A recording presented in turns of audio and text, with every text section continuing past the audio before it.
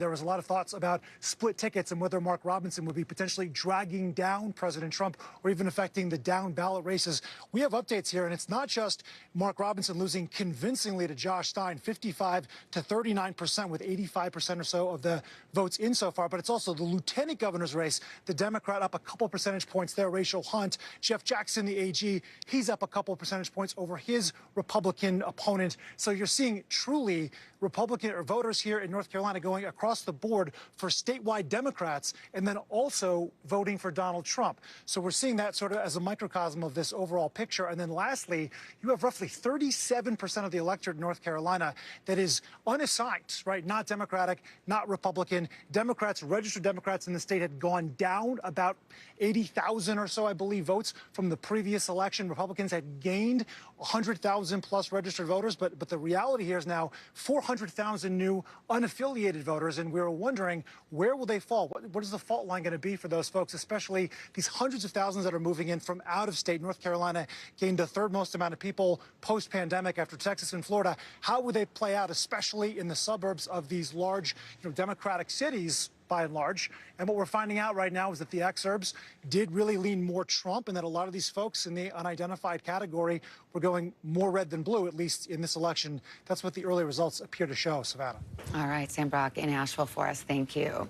Let's go over to Tom Yamas, who's looking at Minnesota. We were just talking about Governor Walz, the sitting governor, on the top of the ticket here, and it's too close to call. Too close to call right now. Democrats, though, are okay with this margin right now. About 50% of the vote is still out. This is how it ended up in 2020. You can see Harris is overperforming slightly. Biden right here.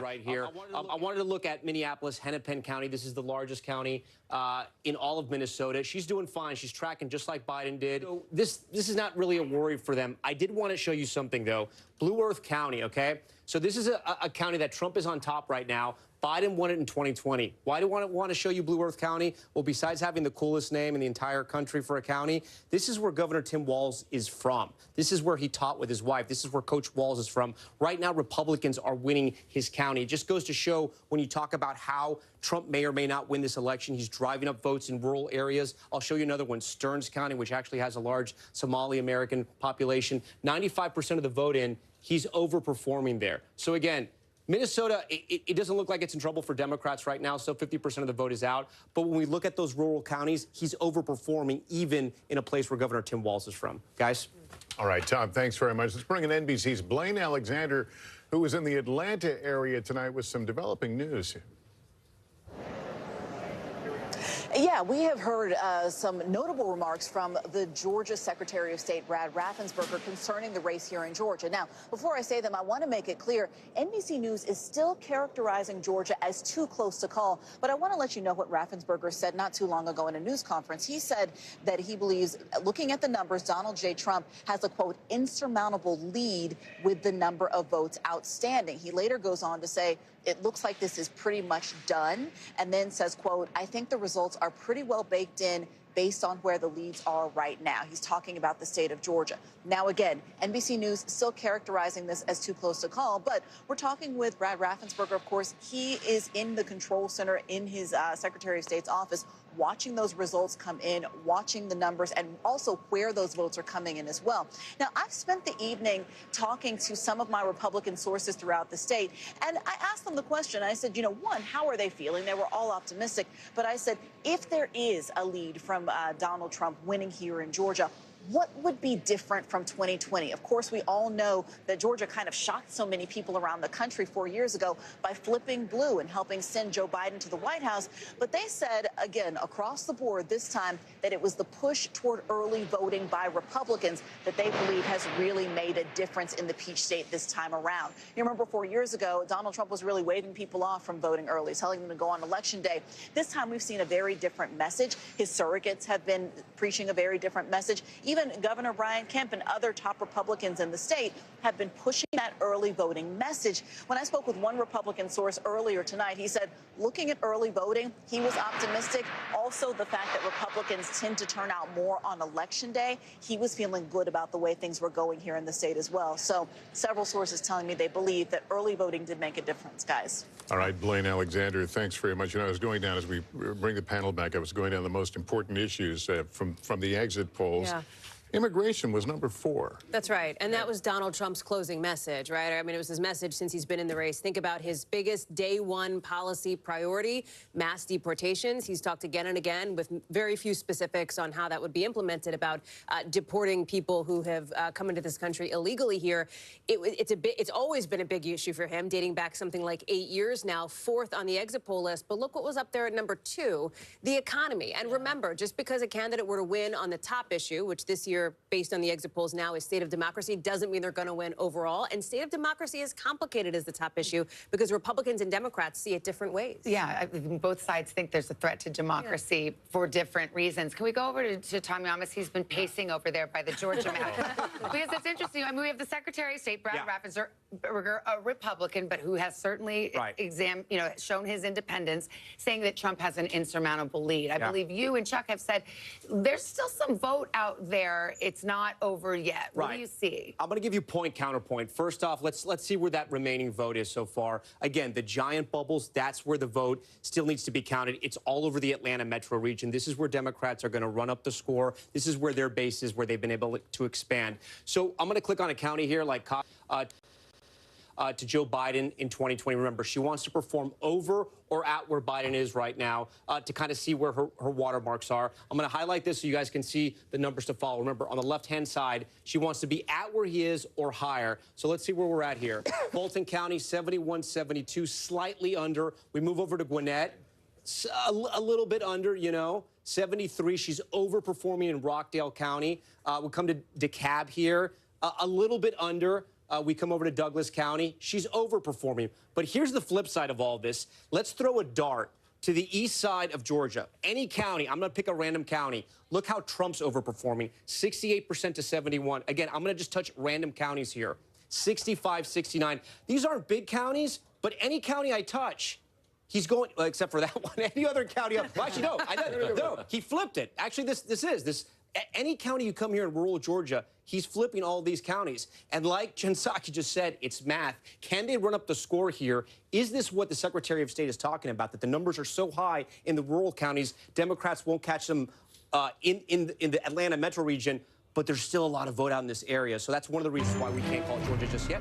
Let me go, election alert. Okay, where you have polls closing at the top of the hour and the beginning of the morning. It'll be midnight in the East Coast, and we await the results from Hawaii. The polls close there in about 10 seconds from now, so we'll take a pause here so our other stations can join us or head to their local news.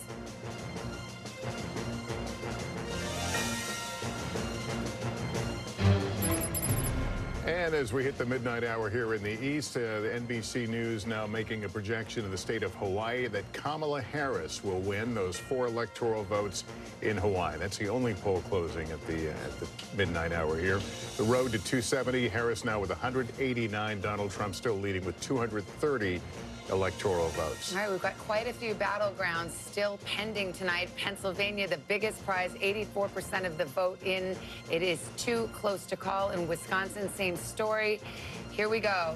75% of the vote in, a difference of 87,000 votes. Michigan, too close to call at this hour as well. Midnight on the East Coast.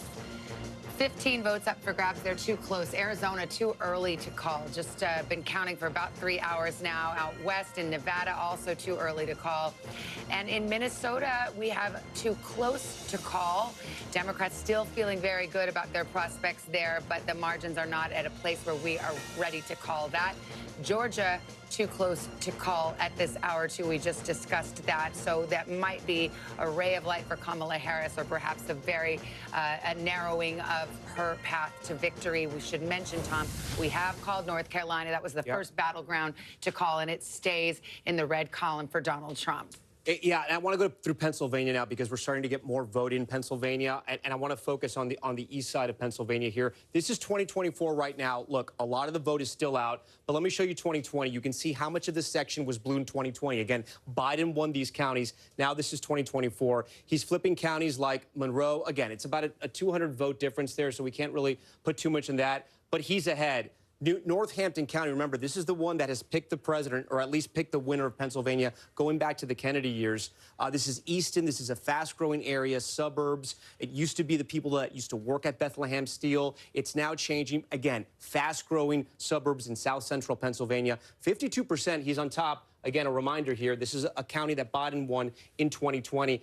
And this is new right now. This is Bucks County. 56% in. Still a lot of the vote is out. There's only about a 400 vote difference there. We're still waiting on 183,000 votes. So Republicans can't really draw too much out of this. But Democrats would rather these counties were all blue. Let's move a little further south around the collar counties of Philadelphia here. Montgomery County, this is where Governor Shapiro is from, 61%. Performing slightly under Joe Biden, but not too bad. Chester County, 58 to 54. That's a bigger gap there. Again, remember, Joe Biden wins Pennsylvania because he does better than Hillary Clinton in those suburbs around Philadelphia. And let's take a look at Philadelphia right now. Okay, 81 for Biden, 77 for Kamala Harris. There's still about 30% of the vote is out. But again, these aren't the trend lines that Democrats are going to want to see. Look, it could all change when that vote comes in. This is where we are right now. This is a snapshot in time. It could all change. Erie County is another swing county that we're watching. About 75% of the vote is in. She's overperforming Biden there. That's a good sign for her, especially in Western PA, where Democrats knew they were going to have some trouble because of the issue of fracking.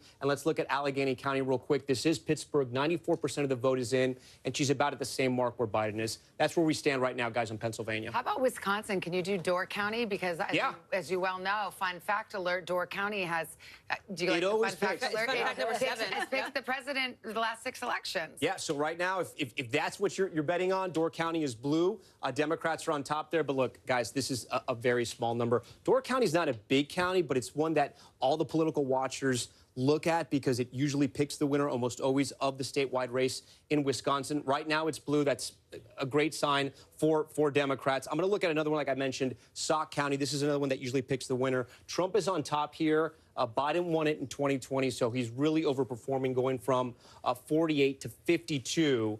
But again, there's still about 30% of the vote that's out there. So we got to wait and see. The big ones we're watching in Wisconsin, as you know, Savannah, Dane County, University of Wisconsin here, the fastest growing area of the state. 75%. She's slightly underperforming there. Again, she has to turn out in these cities because, like the other battleground states, I should say, unlike the other battleground states, there are not large minority groups in Wisconsin. It's the widest of all the battleground states. And then Milwaukee, again, we're going to wait till late to get all the vote in Milwaukee. She's at 66%. 4 years ago, Joe Biden won Milwaukee, and he won the state of Wisconsin with 69%. She's going to have to turn up that vote and hope her voters show up. Guys? Yeah. We got a lot of vote to count there, though, in Wisconsin. You could call it the Battle of the Bellwethers, if that's what you're looking at here. I also think Bucks County, I will take my Bucks County native privilege as somebody who grew up there. It's an interesting one because you've got lower Bucks, central Bucks, upper Bucks, and it looks different in some of those Starbucks? areas. You also have Sorry, plenty of it's Starbucks. after midnight. It happens. Here it comes. Yeah. I love it. I know. Get the M&Ms ready, too. Yes.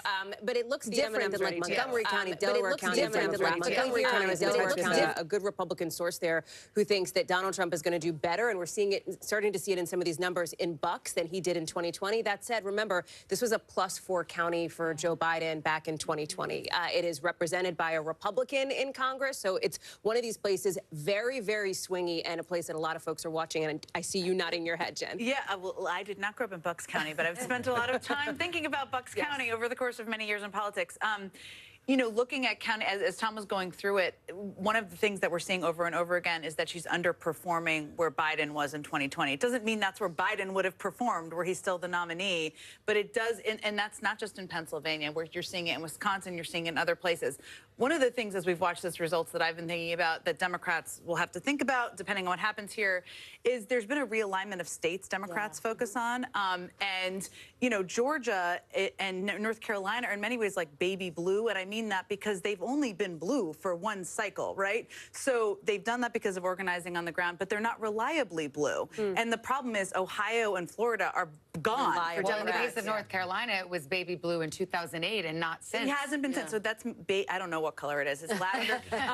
So yes, exactly. So I think one of the things that they will need to think about, regardless of the outcome, is where the states are that they're going to play. They would love to have Texas, of course. Texas didn't turn out for them to work out. Maybe it wouldn't for 8 years. But with states off the map, it's like, is it Georgia and North Carolina? Are there places they need to invest? That's one of the challenges, too, I think. To Jen's point, I'm getting an increasing number of texts from Democratic sources who are looking at these returns come in, the fact that she's not meeting her benchmarks in these various counties where she needs to, who are really starting to take that reflective tone of Democrats and thinking about the next election cycle need to think about how to better meet voters where they are. Again, we still have a lot of vote to come in. We still have to see what happens with the blue wall. But the fact that this is such a fight for them, the fact that this is a tied race, it's also taking a step back, voters saying so far, at least, they like Trump. Well, it's so interesting, too, because I remember in our earlier days in politics, after Republicans lost to Barack Obama, there was the famous autopsy commissioned by the head of the RNC that said and gave some tough love to Republicans, saying, listen, this country is changing demographically. And if you don't get a piece of that pie, you're going nowhere. Well, how interesting that we actually are seeing tonight Donald Trump getting more of the Latino vote. We'll see if he, got a better share of the black vote. I don't think we've seen that in the exit polls yet, but you're starting to see that. Yeah, that is true. And I also, though, will say it wasn't a policy campaign, right? There weren't policy proposals that were dueling. To me, it seems much more cultural, what you're seeing. Well, isn't that the note for Democrats? That is a harder thing to grapple with. That's my point. It takes a lot of deep soul searching. We don't know what the outcome is going to be. But if you look again to the breakdown, college versus non-college educated, rural versus urban, those are big cultural issues that are beyond whether somebody has an 81-page economic plan or whatever their other plan is. And that's a different conversation. I disagree with you a little bit, Jen, on that. Right, I do think level of disagreement. Go ahead. I do think there was policy, but it was more around the record. So, I mean, Donald Trump was running as the incumbent president without being the incumbent president. He was running on his record, primarily prior to COVID, and reminding people, whether it was on the immigration, the economy. I mean, I remember when I was on the 2020 campaign, prior to the pandemic, I think we were down for a Democrat debate in Atlanta, and an African-American gentleman came up to me and, looked around and said, I like your guy because everybody's got work and our paychecks are going up. Now, COVID scrambled everything, but I think a lot of people, especially in those communities that are moving over, they're doing it based off of, well, I remember whether it was the border was secure, the economy was better, prices were lower under Donald Trump. So it was an incumbent campaigin without being the incumbent. With the benefit of 4 years, and people do it right. Yeah. It's a bit of a revision. We don't. Revisionist. It is a revisionist. So to me, that still is a messaging, cultural thing, and not actually a policy debate. Okay, that's I'll give you what I that would part of it. lightly dispute. All right, well, Garrett Hake is at Trump Election Night headquarters in West Palm Beach, Florida. How's it going there, Garrett? Lester, there's sort of a barely contained sense that the party is really going to get started here at any moment at this Trump election headquarters. Every time a new result is announced on screen behind me, there are huge cheers from a crowd that has been filing in here, drinking beer, wine, and cocktails for some time now and is ready to celebrate. And I'll just say, anecdotally, it is a younger crowd. It is a younger crowd than other election nights I've covered, other Republican events that I've covered. And I think it reflects something that we've seen in the exit polls, this so-called shift of the bro vote in particular towards Donald Trump, the young men who he has put so central in this campaign. I think about the fact that just today when he was voting, he was asked by another reporter about what he thought one of the most important moments of this campaign was, and he mentioned Joe Rogan, the podcaster, and the fact that he did that podcast interview and then subsequently got Rogan's endorsement, which he made a big part of his closing remarks just last night. Feels like a week ago now. Trump is talking to a different segment of America and has created a different electorate for Republicans than has existed in any other Republican race that I've covered. It's reflected in this room. I think we're seeing it reflected in the states he's putting together, just as you guys were just discussing about kind of what states are in play, what the map is going to look like now, and potentially for cycles in the future. All right, Garrett, thank you. I want to go over to Peter Alexander, your counterpart over at Kamala Harris headquarters in Washington, D.C. So what is the mood there? Well, you can hear the music blaring, but within the crowd right now, it's pretty silent. A lot of glum looks on the faces here over the course of this evening. They've been playing as the returns were coming in on one of the cable channels, and frankly, they weren't the returns that most of the people here in the room wanted. So you start hearing several dozen people start chanting, music, music. They muted the TV and blasted some music so they could sort of lift the spirits of some of the folks here this evening. I'll tell you, based on an attendee who was at one of the Harris events taking place at a hotel not far from here, the situation there, the scene was described as that of a funeral right now. Now, that doesn't mean this thing is over, but it does give you a sense of the way people are feeling right now. I was with Kamala Harris just yesterday as she was traveling through Pennsylvania at that late night event. Actually, it was just 24 hours ago that she was with Lady Gaga, Ricky Martin, Oprah Winfrey, and she said to the tens of thousands gathered that momentum is on our side, but clearly there was a different message being communicated now in the form of that document that was obtained by NBC News. The statement sent by the campaign chair, Jen O'Malley Dillon, saying basically that we always knew this race was going to be tight, and increasingly it appears that they believe the blue wall states are their best path going forward at this time. That's what it seems to be the way this night is going to go for most folks here. It's not the end of the road. Jen O'Malley Dillon also saying we're going to keep at it tomorrow, but we wait to hear from Kamala Harris, of course, in the course of the next couple of hours, and we'll let you know. Jen, how important are notes like that, not for our consumption, but for the consumption of the campaign? Hugely important. I think people forget. I've been on winning presidential campaigns and losing ones. It feels better when you win, just to state the obvious. But, I agree. you know, there we go, we can agree. But, you know, this is a team that has been, many of them through a massive transition just 107 days ago, where many of them signed up to work for somebody slightly different, and Joe Biden. You know, it's been... They've been working 20 hours a day. They've been eating bad pizza, drinking bad beer, all of the things, and it's just to keep them rolling, but at a keep moment them like going. But a moment like this, now we know earlier in the evening they were trying to keep them in line and all this, but now you're at a point where you have no control. You don't, but you need to keep the campaign team's spirits up, because they're continuing to talk to voters and counsel people who may have questions, and they're still a part of this big team that's been working to elect Kamala Harris. They don't have control, but the end has not happened yet, and so they need to keep them all, their spirits up. That's the goal. You say the end hasn't happened yet. I mean, do you still hold out hope that there's a path? I mean, a reasonable path? Well, look, I think it becomes, as I said earlier, more and more challenging as more results come in, and you see that the blue wall looks like the primary possible path, and as you see her underperforming Biden in a number of these counties, that makes it more challenging. Now, there are still, if you talk to Democrats, which I have, they believe there are votes that are still coming in Philadelphia. There are still votes coming in cities. That's often how these nights go. You know, that's what happens internally here as well.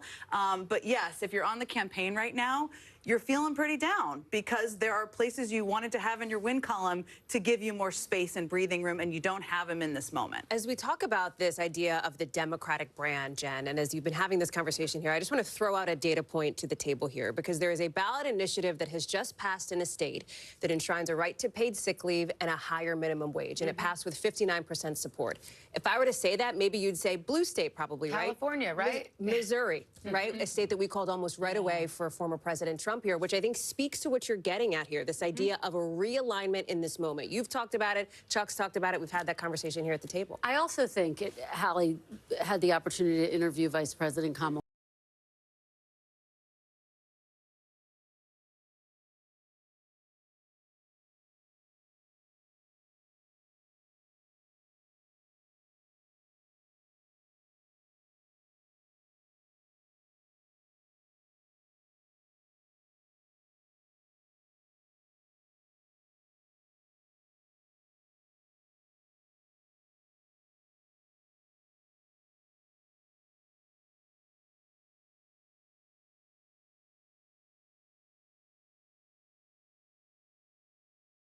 Country's not ready. Here's the thing. The country's not ready until the country is ready with Barack Obama. Yeah. There's a range of factors that lead to the win or loss of anyone, and we don't know what's happened yet, that will all have to be delved into, but I do worry about that if she loses. We do know it is something that she leaned out of in her campaign, unlike Hillary Clinton in 2016. It was not something that she didn't open her stump speeches with that idea. I mean, she talks about it, and she talked about it with me. She's talked about it with all of you here, too, that it would be the president for all Americans, and that she is sort of putting her head down and grinding it out. But her if she loses, it won't be because women didn't turn out. It won't be because of women, right? It won't be because she pulled back a lot of the Democratic base that had gone away and were, double haters, as we called them for a long time, before there was a switch at the top of the ticket. And that is actually how Barack Obama also ran and won, which he didn't lead with the historic nature of his candidacy on his sleeve.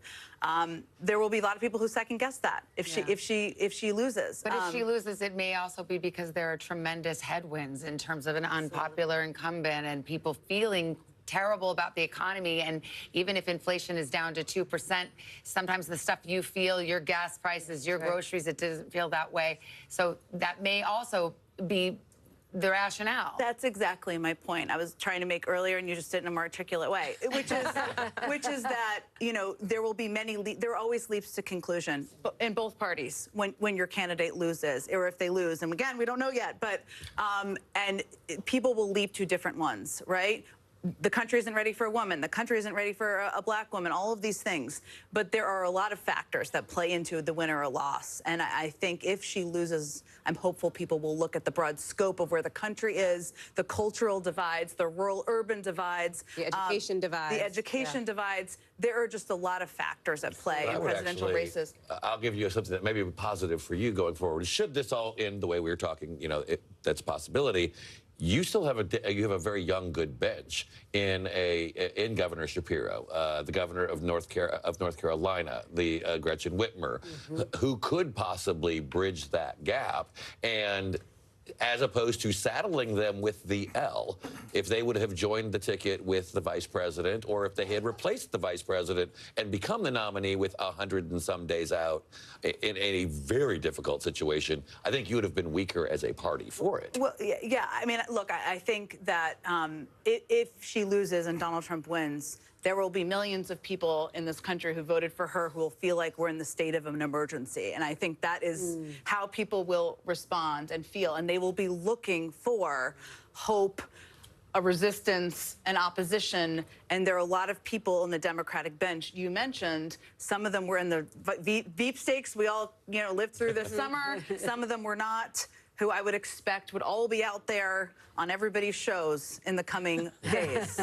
Well, and that's what makes the timing, I think, of President Biden's decision to step down after the debate something that, if she does in fact lose, will be under a microscope, because of course there was so much discussion even over the summer about potentially having an open primary and having that fight play out within the Democratic Party. So I think it's one of the big questions moving forward. And you mentioned debate. We haven't really talked about that. There was no second debate. And you have to wonder how that affected the trajectory of this race, because by most accounts, he didn't perform well in his first debate with Harris. True. And I also think that it throws into question a lot of things. I mean, I think anybody who watched that debate objectively felt she outperformed him in that debate. If she doesn't win, yes, there should have been a second debate, but do debates matter? They should matter. They're the public being able to see the candidates. She has a far superior ground operation that has been invested in across the country. The Republican state parties, you can disagree with me here, of course, are falling apart in many states in the country. That will throw into question, does that matter? It should matter, but it will throw that into question. So, yes, not a second debate, not an opportunity for people to see them person to person. The first one definitely benefited her, but if she doesn't win, it didn't benefit her enough to put her in the White House. Well, we've got a lot to talk about. We're still waiting on a lot of numbers from the battleground states and the road to 270. We'll be right back after this break.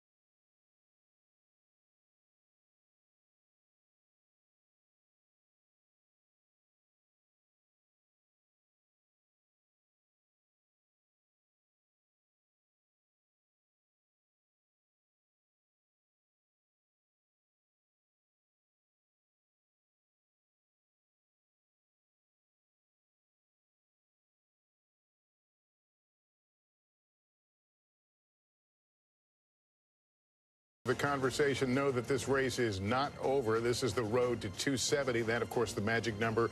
Donald Trump right now leading with 230, Harris with 189. All right, here's what we have from the state of Nevada. It's 6 electoral votes. It's too early to call. That's NBC News characterization of the race. You can see Donald Trump appears to be well out in front right now, but again, too close to call. Georgia, that is also too close to call, a 118,000 vote difference. Let's look at the other battleground.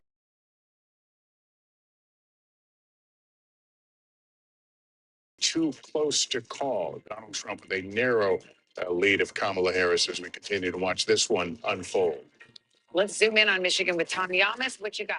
Hey guys, okay, so we have now more than 50% of the vote is in Michigan, as you mentioned, Lester. 15 electoral votes. This was Biden's largest margin of victory in 2020 when it came to the battleground states. Almost the whole game is Wayne County. It's Detroit. Not enough vote there. About a quarter of the vote is in. We can't really make any projections or calls here because so much of that vote is out. But just to give you an idea of where Biden was in 2020, again, a lot of this vote is out, so I don't want to spend too much time on this. But 68% tonight, right now, Harris at this point in time is at 58%. Not a great number for her. It is a tale of two suburbs in Michigan, right? You have Oakland County. This is where Kamala Harris did that rally, or I should say that town hall with Oprah Winfrey. This is one of the wealthiest counties in all of Michigan. Pontiac, Michigan is here, the suburbs of Detroit.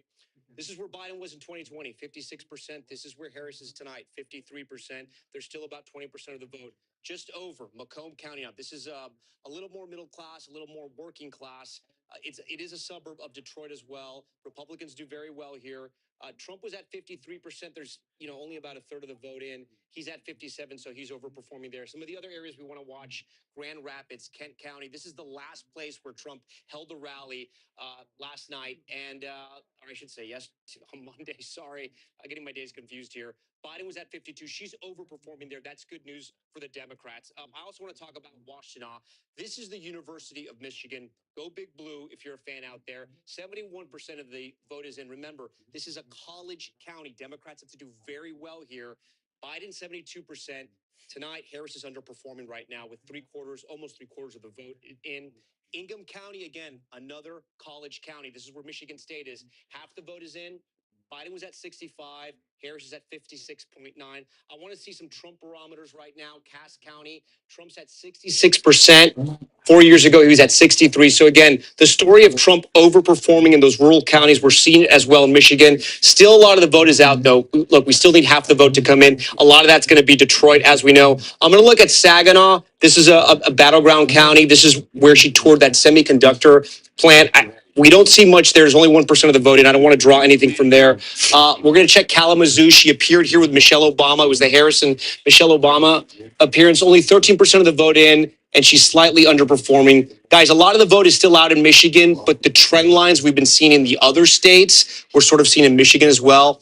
But again, I don't want to draw too much from that because there's a lot of that vote that's out. So interesting to see you do those university towns because it's shocking. Well, yeah. Because there was a lot of turnout and Democrats early in the day were kind of giddy about that. But I think this might be a function of what we've been seeing, which is young men turning out for Donald Trump and maybe skewing what you normally would expect from university towns. And something we haven't mentioned just yet, because so much of the vote is out in Wayne County. You have Detroit and you have Dearborn that makes up Wayne County, that Arab American Muslim vote. We're talking about more than 200,000 voters there. Again, it's probably not going to be monolithic, but they're uncommitted votes as well. The question is what happens? Do they not show up? Do they vote third party? Do they vote for Trump? Or do they stick with Harris? We still don't know. Okay, Tom, hang tight there. We want to go right to Detroit, actually. NBC's Jesse Kirsch on duty there. Hey, Jesse. Hey, Savannah, I know we're wondering when we're going to have those votes from Wayne County, specifically Detroit, where I am right now, as Tom was just mentioning. Here's what we know from officials. Here in Detroit, city officials had expected around midnight that the full tabulation would be completed. So we haven't received word that that has been finalized, but that was the estimate earlier in the evening. We know that absentee ballots, around 95% of that had been pre-processed before Election Day. So the overwhelming bulk of the absentee ballots ready to be tabulated before Election Day. So that was what was the expectation heading into tonight. Just a short time ago, we heard from the Secretary of State here in Michigan herself, and she says that they are further along in tabulation, including for here in Detroit, than was anticipated. Her initial estimate before Election Day was by midday Wednesday. So results. She says it could be sooner now. There is a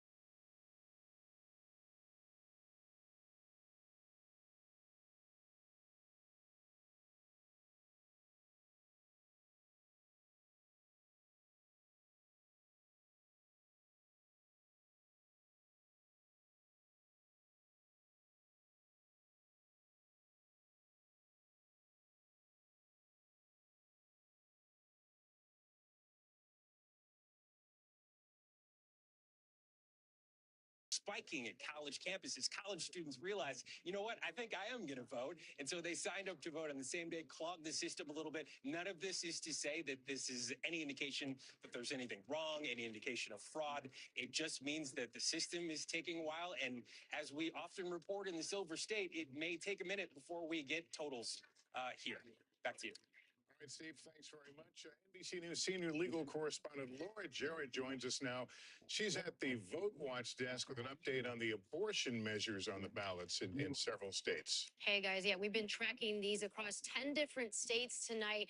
And at least so far, we can make calls for 4 different states. And it's worth noting here the places where the abortion referendums have actually gone through and passed are places where abortion rights are not in jeopardy. Places like Colorado, where abortion is easily on the ballot there and has managed to pass. The first one, New York. Again, obviously you can still get an abortion in New York, but there was part of a package of anti-discrimination laws to try to shore up these rights. Again, these are constitutional amendments. The next one, in Maryland, you can get an abortion up to the point of viability, around 24 weeks of pregnancy now. And it, again, will be enshrined in the Constitution. The big exception here, guys, Florida. That one was different because it required a supermajority to pass, 60% of voters, and it did not meet that threshold, falling just above it, just short of it, around 58%. So that one, the abortion referendum failed. It will not enshrine constitutional rights to abortion in the state of Florida, and the 6-week ban will stand there. Guys, we're going to keep watching other states like South Dakota, also Missouri, Nebraska. The referendums are still on the ballot there, and they're not yet at a point where we can project those. Send it back to you guys. Laura, thanks very much. We've got a new guest on our panel. We've got former housing and urban development Development Secretary, Democrat Julian Castro, and Republican Mark Lauder remains with us. He was the communications director for Trump's 2020 campaign. Nice to have you both with us. Congressman, I have to ask you about the Latino vote, because we're looking at an exit poll that shows Latino men broke for Trump by 10 points. They went for Biden by 23. That's a 33-point swing. How do you make sense of that? Yeah, I think all of us are trying to make sense of that. Look, this is one exit poll, so I'm not prepared to draw complete conclusions from this, but I think it's safe to say, right? We've seen enough evidence that there was a significant shift among Latinos. I attribute that to several things. I think that you were talking about divides earlier, right? There's this, in this Trump era, the rural-urban divide, also around educational background. I think that's true in the Latino community, too. If you notice, particularly in these places that are more small town and rural, he has picked up significant Latino support. I think we're seeing that in places like Pennsylvania. In addition to that, from what I could gather, the economic message really resonated. You have to remember, this is a working class community by and large, and all of those messages he stuck to about we had the greatest economy and, look how bad inflation is and so forth. I think that played well this year. I'll be interested to see whether there's a difference in Nevada and Arizona. Those are states where the Latino community is much more organized and has been by Democrats for longer than in places like Pennsylvania or some of the other battlegrounds. We've got to make a call here, Secretary. This is NBC News projection in the state of Georgia. NBC News projects that Donald Trump will win in Georgia when all the votes are counted. There's the breakdown right now, 118,000 vote margin. But again, Donald Trump, the projected winner. This is a big call here on a night in which we've waited quite some time for some of these important battleground calls. Here's what the road to 270 looks like. Donald Trump drawing closer now to that magic number. He's at 246, Harris at 189. Well, this means it's blue wall or bust for Kamala Harris. It's Pennsylvania, Wisconsin, and Michigan, or there is no path to 270 for her. So we'll continue to keep an eye on this as we await results in those big industrial Midwest states, as well as the battlegrounds out west. We're going to pause a moment. We want to let the local stations hit their local news, and we'll be back in a moment.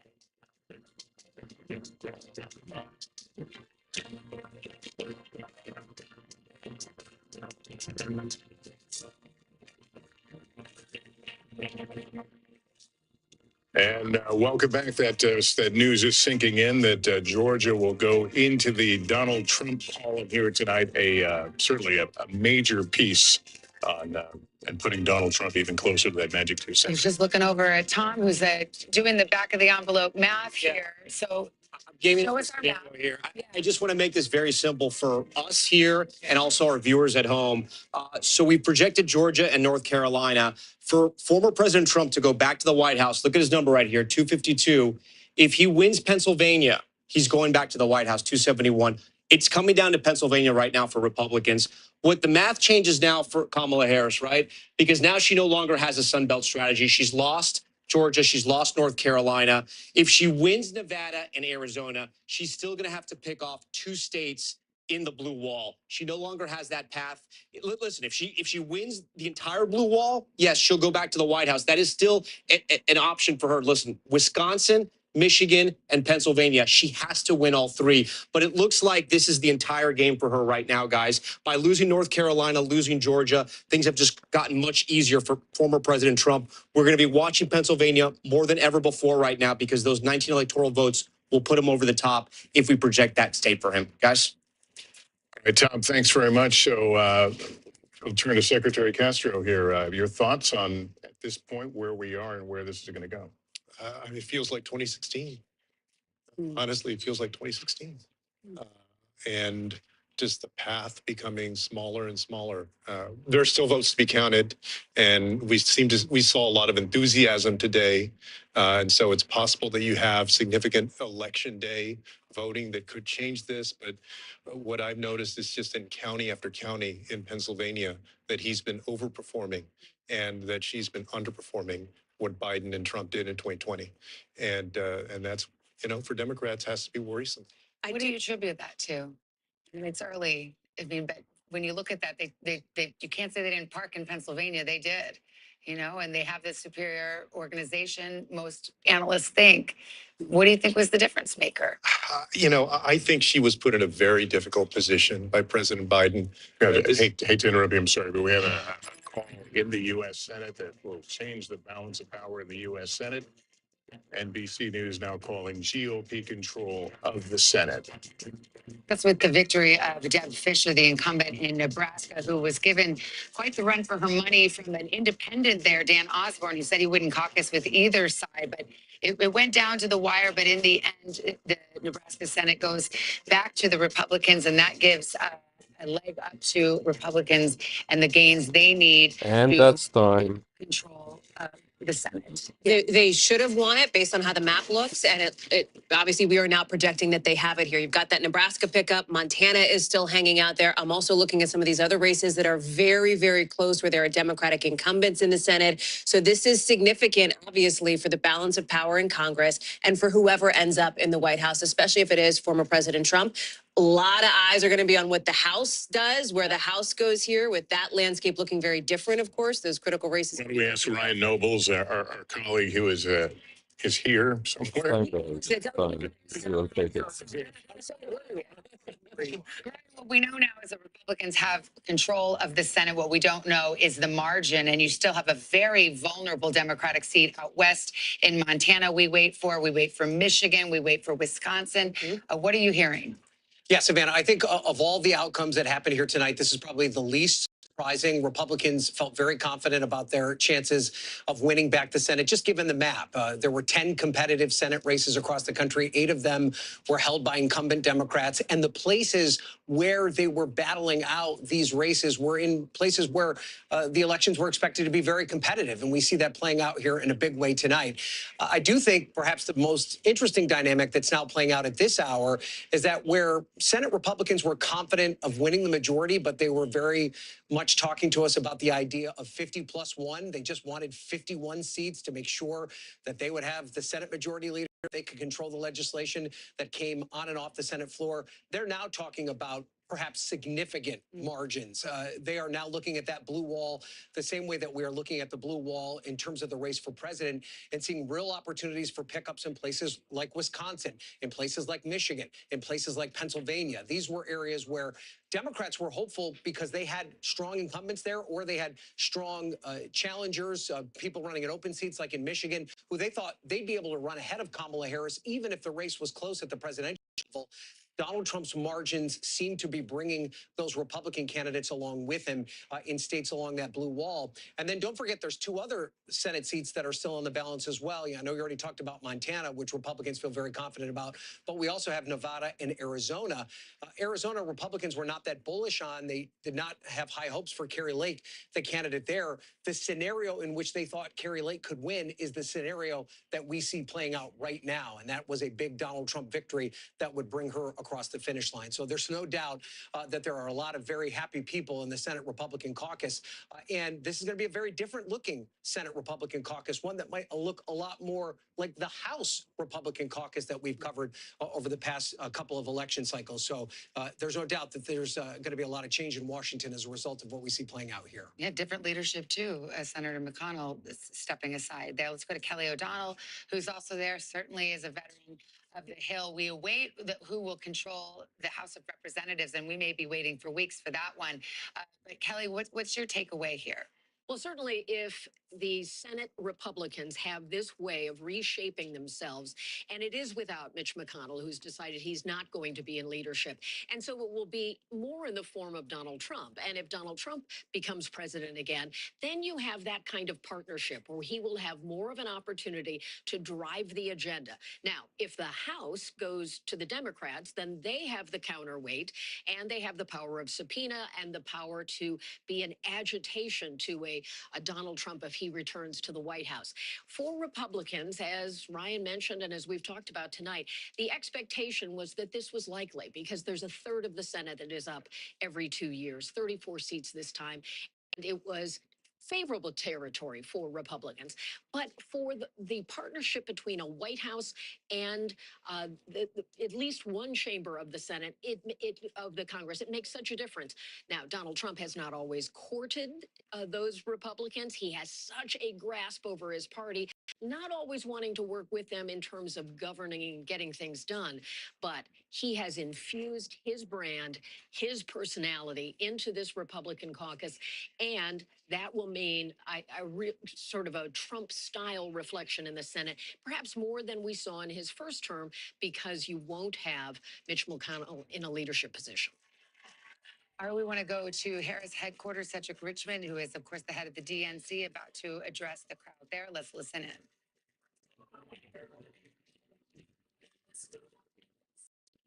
Good evening, Howard. Good evening, HU. I want to say good evening to all the Harris campaign, the campaign family. Thank you for all that you have done. Thank you for being here. Thank you for believing in the promise of America. We still have votes to count. We still have states that have not been called yet. We will continue overnight to fight to make sure that every vote is counted, that every voice has spoken. So you won't hear from the vice president tonight, but you will hear from her tomorrow. She will be back here tomorrow to address not only the HU family, not only to address her supporters, but to address the nation. So thank you. We believe in you. May God bless you. May God keep you. And go HU and go Harris. Thank you all. Patrick Richmond, who is, of course, the co-chair of the Harris campaign, I misspoke earlier. Apologies for that, saying that we will not hear from Kamala Harris tonight, but we will hear from her tomorrow. We've got Julian Castro here. What do you make of that? What are your tea leaves showing you? It reminds me of John Podesta coming out at the Jacob Javits Center around the same time. Maybe that was a little bit later in 2016. And if I recall, the race hadn't been called. Had not been. When he first came in. It was called probably an hour and a half later, if I remember correctly. Look, I think it's important to note this is a different year. There are still votes to be counted. None of those battleground states have been counted, but it feels eerily similar to 2016. The parallels are really striking. If you were there at the Javits Center, which I was, to see not the candidate herself come out, but to see, in this case, Cedric Richmond, just as John Podesta came out. And again, I think the themes, one of the questions that we were looking at in 2016 was the fact that Hillary Clinton didn't visit Michigan, for example. This was very different. Vice President Kamala Harris went everywhere. She showed up in Wisconsin. She showed up in states. But again, her messaging, and we all noted this at the time, her closing messaging really focused on the issue of democracy, when polls showed issues like the economy, like reproductive rights, were really the top issues for voters. So that's undoubtedly one thing. I'm adding my voice. When it's not good, what it doesn't It's just that it's in the eye of the beholder, and it means different things. I mean, Mark Lauder's here, veteran of Republican campaigns and the Trump campaign in 2020. I mean, a threat to democracy, I think, is, the pollsters, we're going to all have to come and workshop a different way of putting it, because for some, for Democrats, it certainly means in 2020.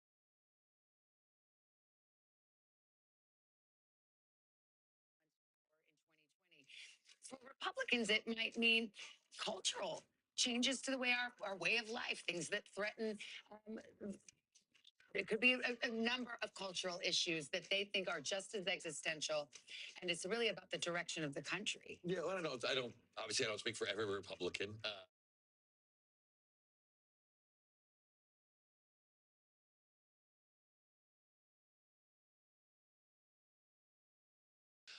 For things that really, like, as we often describe it, the New York case was about accounting and a paperwork issue. And yet he was, fined hundreds of millions of dollars, faces jail time. So those kinds of things. For many, but I know we've talked about a lot about the 2016, and I was on that campaign as well with then Governor Pence, obviously part of the Trump campaign. it reminds me of 2016 in so many ways because of the theory. It's not you have to win wow counties or you have to do. I'll use the McDonald's reference because it's an iconic لا photo. أنا He صوتي فين؟ supersized 2016 and said, I'm going to grow my rural numbers and then I'm going to take them up another level even more. Well, as أنا صوتي بيطلع ولا ما بيطلعش؟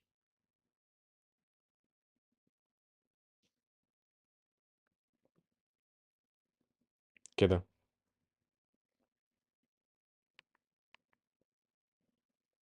unhelpful trends for them. On the right side, the Trump gathering in West Palm Beach tonight, where we have seen dancing and celebration.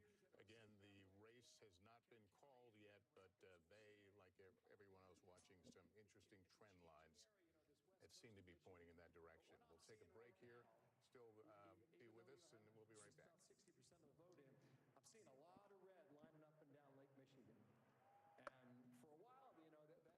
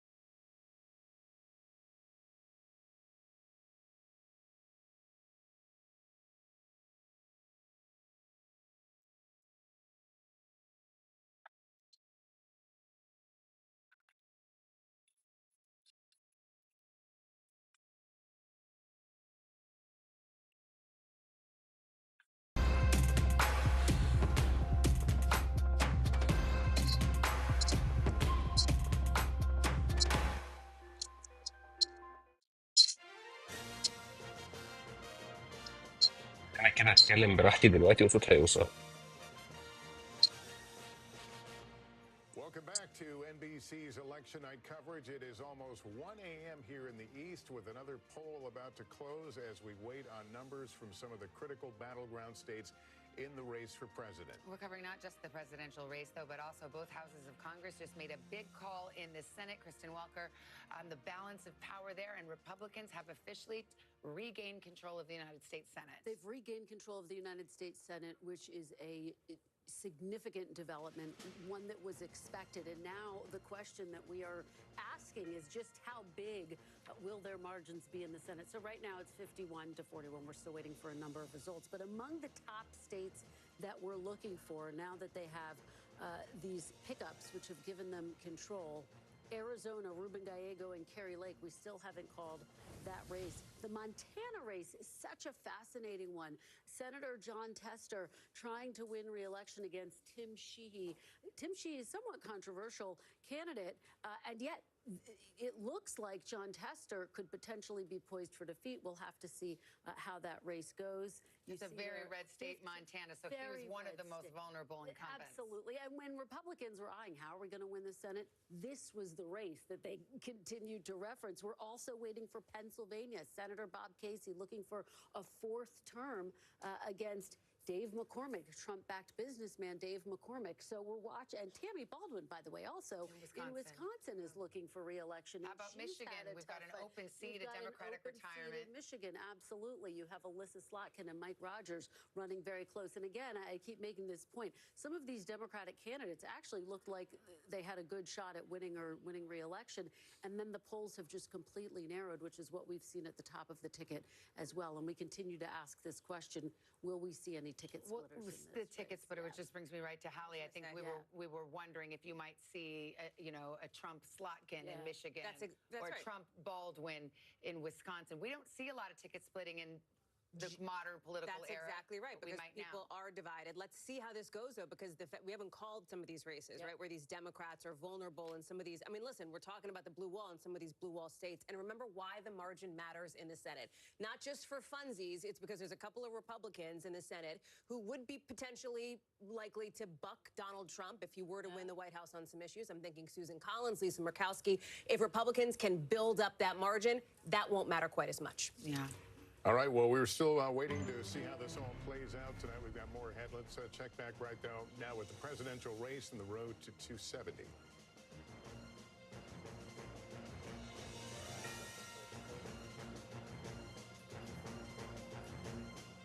Coming up on 1 o'clock in the morning in the East, that's the road to 270. The map filling out. 6 of 7 battleground states have been called. And we just got word from Harris headquarters and the co-chair of the campaign, Cedric Richmond, that we will not be seeing Kamala Harris tonight, but we will see her tomorrow. Let's go to Harris headquarters. Peter Alexander, our correspondent, right there. So what are you hearing? What is the decision-making process there?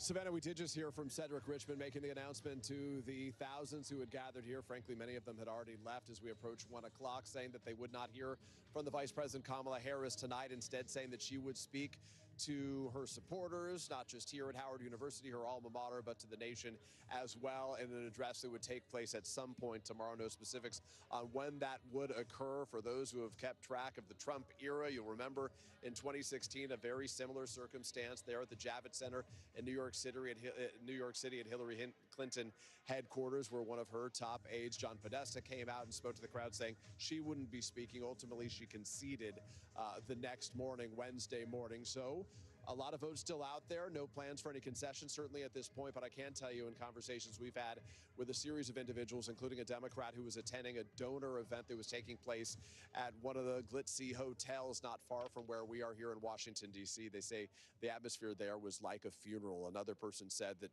the situation, in their words, was just, quote, not good right now. We did hear earlier from Jen O'Malley-Dillon. She is the campaign chair. She had what was in effect a sort of pep talk for the forces, the campaign staff, telling them all to get some sleep and that they would come back and finish this off strong tomorrow. So that's effectively where things are at the end of the evening. But I got to tell you, Savannah, on a day when so many those close to Kamala Harris really felt like they had the momentum, they felt like the vibes were on their side, it quickly appeared clear that, despite her effort to say that we're not going back, that they may be returning to the figures that haunted Democrats back in 2016, where they just didn't have enough to defeat Donald Trump that go around. So many blank stares, glum faces, people not so much holding back tears, but certainly unable to crack a smile here. They had been handing out American flags early on. As some of the early numbers were out, they were cheering and waving those flags. But as the night progressed and they watched the returns come in, no more waving flags. In fact, they asked for the television to be muted here with the returns, with the exception of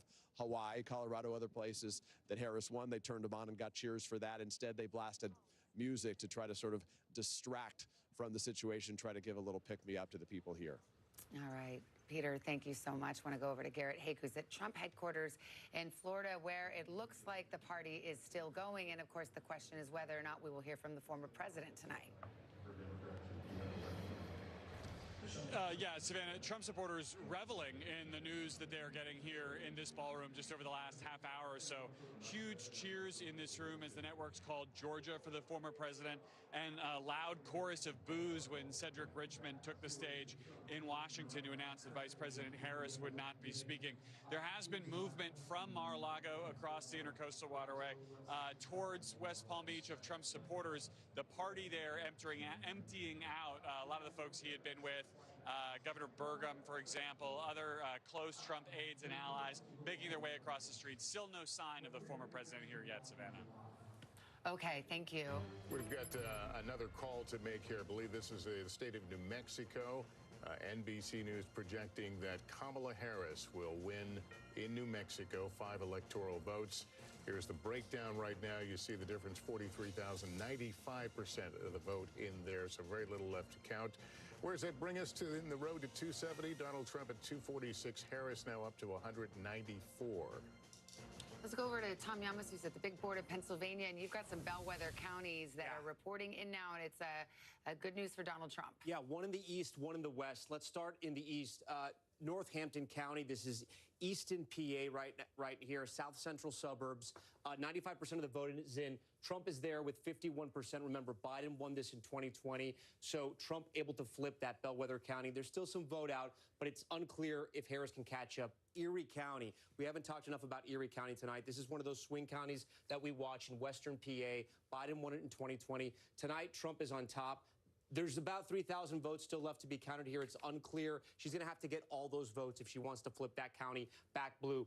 Let's go to the collar counties in Philadelphia. Let's talk about what we have here. So we want to compare to 2020 to see how she's driving out the vote. Underperforming right now in Chester County. Still 20% of the vote is out there. Montgomery County, 86% of the vote is in. 62% for Biden. Again, 60%. She's underperforming there. We move down to Delco. 95% in, 62.9, slightly underperforming there. Philadelphia County, this is where she closed out her campaign with Lady Gaga and Oprah as well. There's still a lot of vote left to be counted, 20% or so. 81% was where Biden was at. She's at 78. And finally, Bucks County here. Trump has flipped this right now. There's still about 30% of the vote is out, 69%. He had 51. Biden did in 2020. Trump tonight with 50%. Still some vote to be counted there. But those aren't promising numbers in the collar counties right now. And the bellwethers, one in the east, one in the west, showing signs that Pennsylvania could turn red. Still a lot of vote out, guys. But this may be one of the reasons, and we don't know why Vice President Harris decided not to speak tonight, but this may be one of the reasons why the trend lines in Pennsylvania, from what we're seeing, if she doesn't win Pennsylvania, there is no longer a path for her. Right. And you're seeing some of these same patterns in other states as well. Wisconsin and Michigan as well. We're starting to look at the counties there. We walked you through Michigan and Wisconsin. Still a lot of vote out in those two battleground states. But again, those trend lines that we're following, we're searching these maps to see if there's any positive signs for the Democrats. And I got to be honest with you, the more I go through these counties, through all the battleground states, more and more what you see in the rural counties, Trump is overperforming. Harris is underperforming the counties she needs to win, guys. Remember, if she doesn't win Pennsylvania, the other states don't matter. If he wins Pennsylvania, he goes to the White House. Right. Whether it's a call or not, it functionally is. I don't know. The minute if we call Pennsylvania tonight, does he get to 270? I think so. Yeah. That's right. Yeah. That's right. So that's why it's ball game. I mean, that's it. So. And they're counting fast in Pennsylvania tonight as well. We're coming up on the top of the hour. I think we're going to have some projections to make. Yes. Don't forget. We are going to hear from one more state to go here. Alaska right now. Yes. And NBC News projecting that it's, well, not projecting at all. We're saying it is too early to call on Alaska.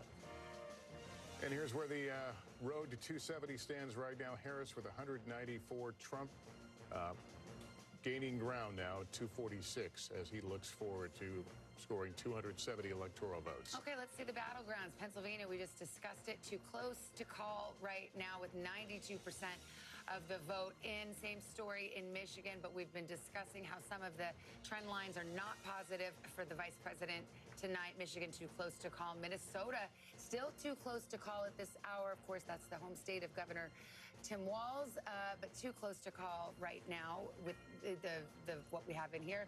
Arizona too early to call. And in Wisconsin, too close to call. So I think, Tom, you've got Wisconsin We'll give you a chance to do the bow and the wow counties again. This is Bow, wow, wow, yippee, yo, yippee, yay. Okay, Madison, this is Dane County. For Democrats right now, she's doing just fine here. 75% is where Biden was in 2020. With 95% of the vote, and she's at 75%. That's fine for her. Milwaukee, we're going to be waiting on the biggest city and the biggest county in Wisconsin for a few more hours, I would say, maybe more than that. She's at 66%, but again, 40% of the vote in Milwaukee is not in. This is a big Democratic county, so maybe she can run her numbers up there. But then when we look at the wow counties here, Ozaki, this is the O in the wow, 81%. Trump was at 55.2. He's almost matching where he was 4 years ago. Let's go over to Washington County, 68, overperforming there. Let's go down to Waukesha. Slightly underperforming, still some of the votes out there. But these two counties just south of Milwaukee, they're still part of the Milwaukee media market. Racine, 51%. He's overperforming there, but still half the vote is out there. And then Kenosha, 95% in, overperforming there as well. These are counties that were blue under Obama. Trump was able to flip them over and then hold them as well. We can go to the bow counties now. This is around Green Bay. 56% Trump overperforming there. We'll come down. Sorry, let me go over here to Winnebago. 50, again, overperforming. And we go to Outagamie, again, slightly overperforming. Guys, so as we study this map, let me go to some of the Democratic strongholds, see how she's doing. La Crosse, 95%.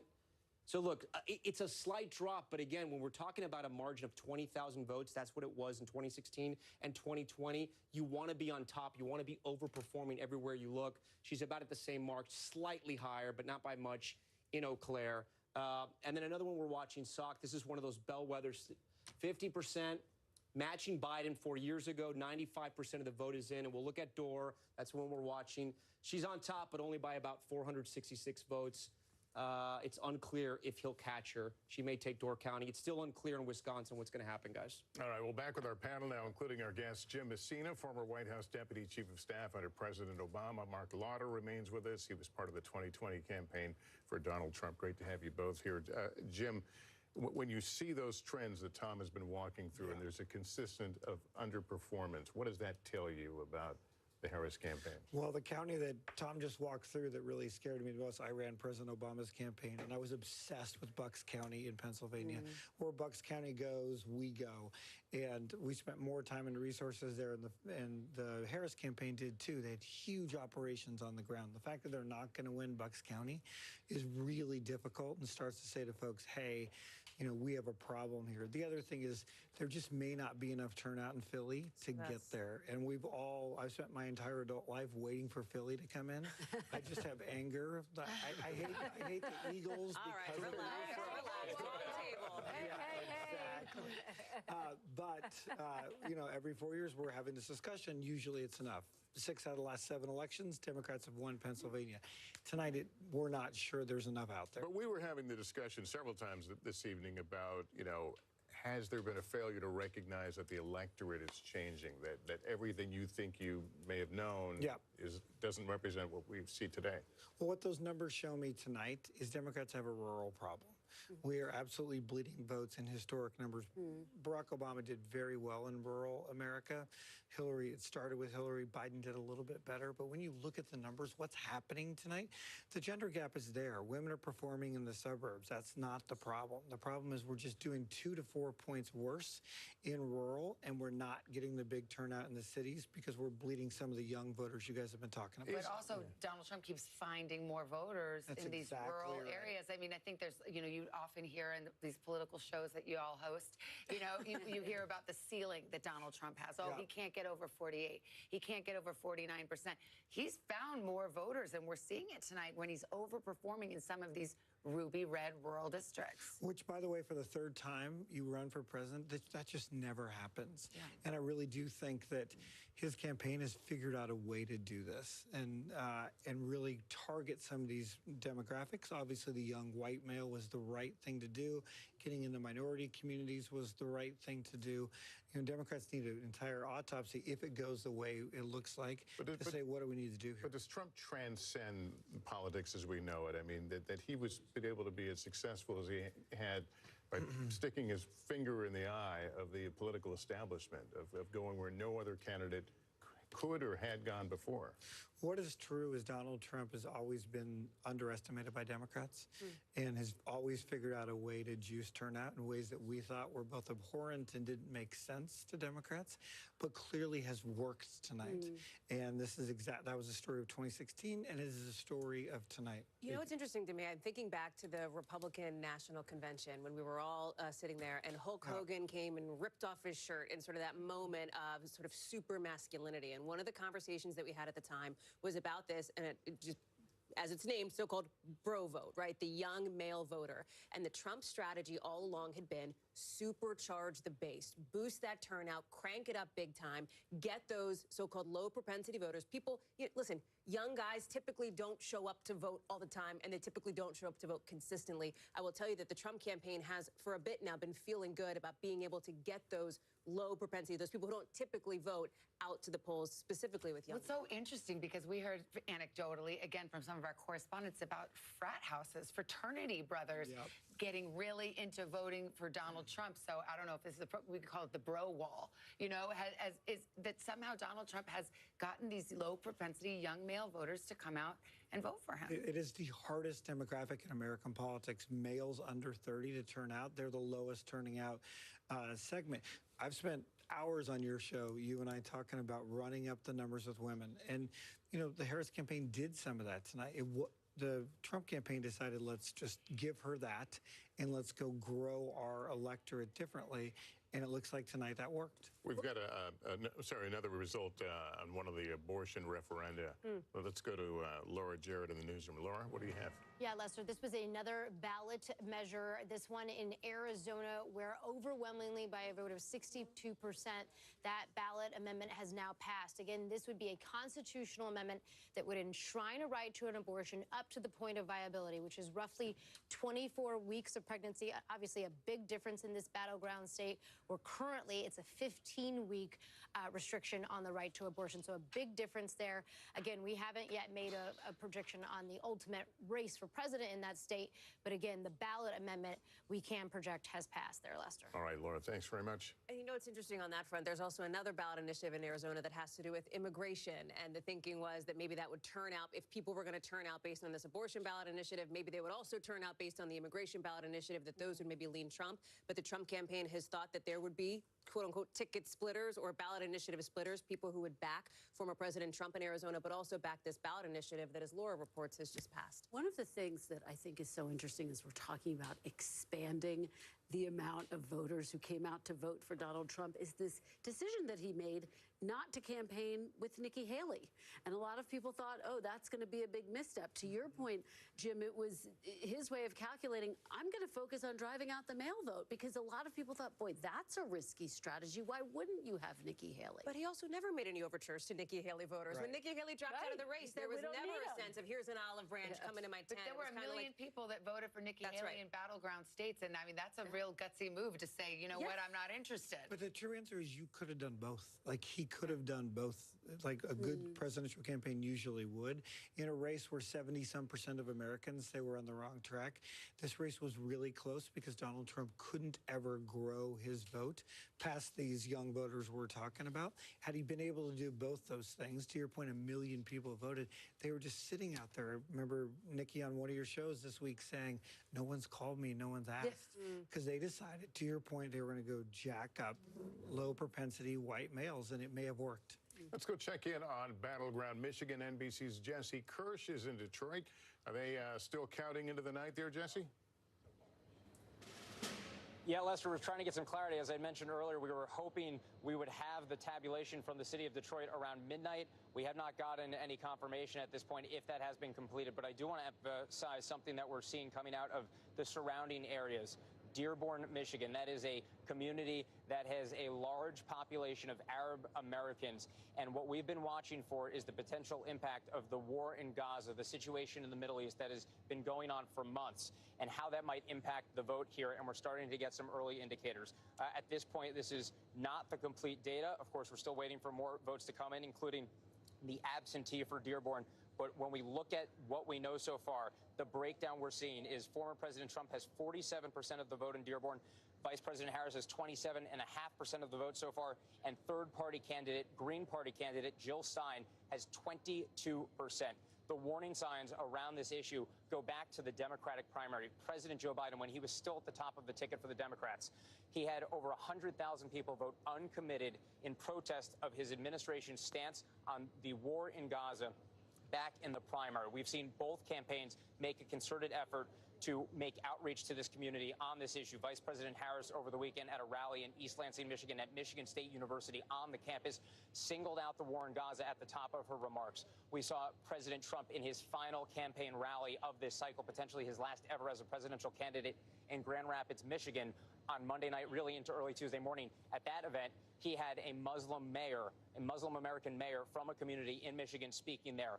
Both campaigns have been making a push there, but we also know Jill Stein has made a very concerted effort to reach out to that community. In fact, she had planned to be in Dearborn tonight, and we have confirmation from a group known as Abandon Harris that she did, in fact, spend the night, the election night celebration with that organization, and they are, we're told, happy about what they're seeing from the results. And I just want to read Dearborn are going all the way to Trump. I interviewed them after they voted, or around voting, I should say, in Dearborn over the weekend, and he said that as it comes to both major party candidates, he hopes that they will, quote, recognize that we don't have these people in our pockets. My vote is up for grabs. It's a wake-up call, and it certainly seems at this point that the positions of both major party candidates, or the lack thereof of a reach out in the way that some people wanted, may be influencing the vote here. And again, in a state that was so razor thin back in 2016, only around 10,000 vote margin in favor of former President Trump. We'll see if this could be the difference maker in the state with 15 electoral votes up for grabs. All right, Jesse, thank you. And we've got an alert here. This is Nevada, moving from too early to call to too close to call. And they're counting fast. They're 70% of the vote in. Too close to call in the western battleground of Nevada. And Tom, let's zero in on what you're seeing there. Yeah, some interesting things happening in the Silver State. If the trend is your friend in Las Vegas, the trend is your friend if you're a Republican tonight. Here's why. Look, a lot of the vote is still out in Clark County. There's still about 23% of the vote that's out in Clark County. But this margin right here at this point in the night is way too close. This is how Clark County, Vegas ended up 4 years ago. You can see it was almost a 10-point split here. It was a 10-point split there. And now we're talking about 2 percentage points tonight in Clark County. Again, a lot of the vote is out. That vote could come in and those numbers could change. Reno, Washoe County, more reflective of the entire state vote. This is the battleground county. Biden won this in 2020. Tonight, Trump is on top. Still, a lot of the vote is out. He's only on top by about 200 votes, so not much to say there. But what we can point out, in the Trump counties, like Elko County here, Trump is making it back. Trump is overperforming tonight. He was at 76. He's almost at 80% right now. And Democrats aren't going to find votes here. I mean, these numbers aren't going to swing a lot in the Democrats' way. This is Trump country here in the middle of Nevada. Douglas County is another, I should say, right down here, Douglas County. This is another Trump barometer that we watch. Again, overperforming. 66% of the vote is in. He was at 63 in 2020. He's now at 66. But the big story for me right now, and a lot of the vote is out, Clark County. I mean, this is 3/4 of Nevada right here. If Democrats hit certain margins where they're 50,000 or 60,000 votes ahead of Republicans, Republicans will never catch up in Nevada. Again, there's a lot of vote that's still out. We can find out exactly how much is out. 223,000 votes, so still a lot out there. Democrats won't get all of those, but they'll get a large chunk. Again, this is still a little too close this early in the night. Guys? All right, Tom, thanks very much. I want to go out to Steve Patterson. He is in Reno, Nevada, where they had long lines into the night. How are things going there now?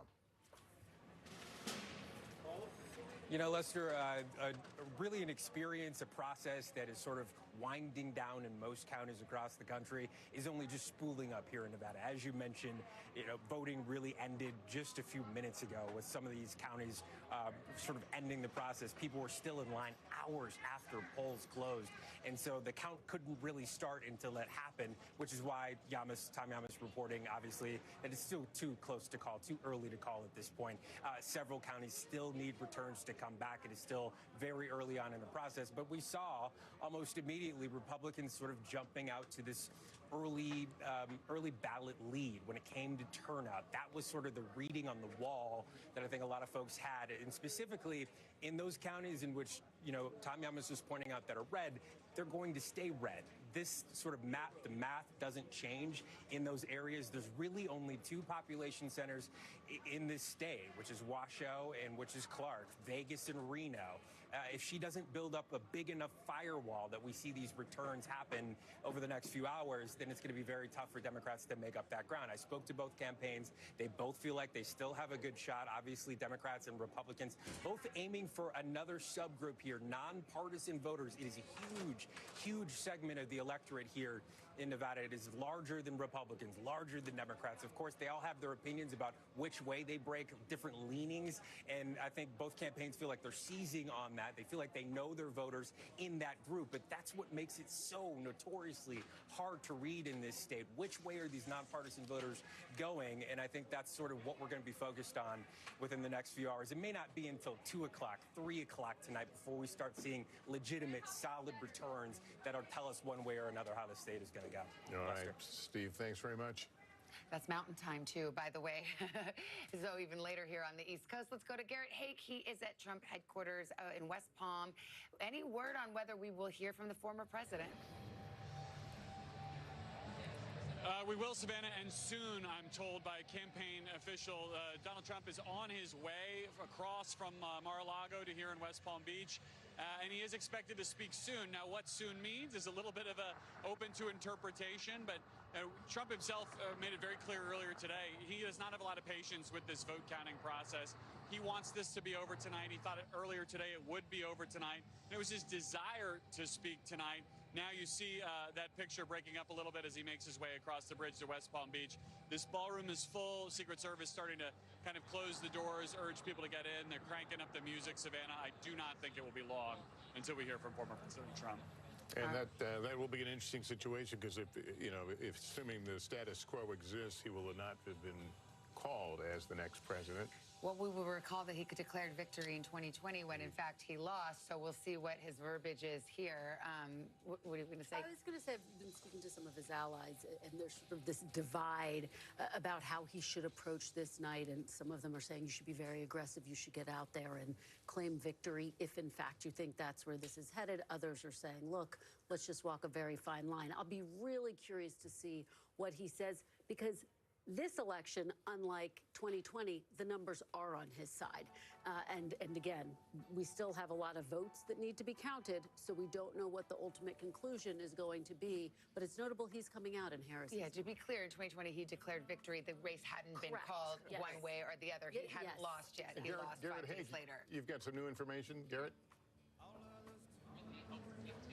Well, Lester, I just want to add that Trump was asked about this earlier today, and I think we have two things from him and from his campaign. First of all, his campaign has made it very clear that he would speak when they felt he was well on his way to 270 electoral votes. They were very clear that they didn't feel compelled to wait until the race had been called, but when they felt confident in his path, he would speak. And so I think that's what we're going to see now. Secondly, Trump was asked today what his message is going to be to the millions, tens of millions of people who will have voted for Kamala Harris if he speaks after a victory. Would he give a unifying message? Trump said that he would, but described this as a broken country and said it would be important to try to fix it. Unifying message has not been Trump's strength, candidly, across his political career.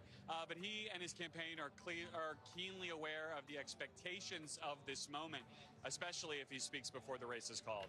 Lester. All right, Garrett, thanks.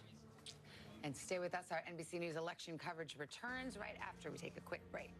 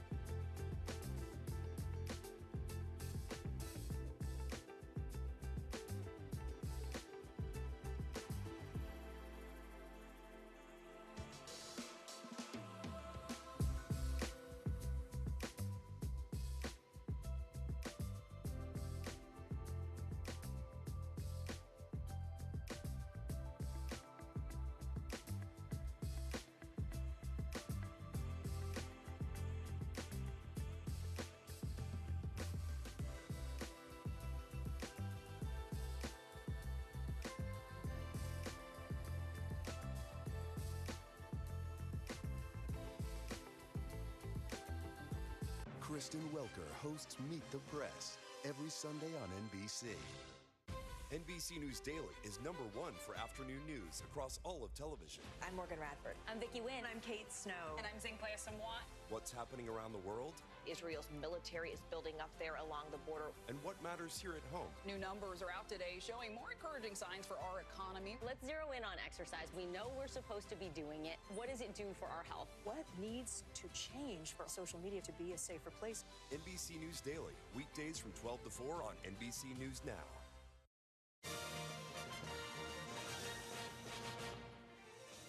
Welcome back. Let's check in on the road to 270 as we put the map up on the screen.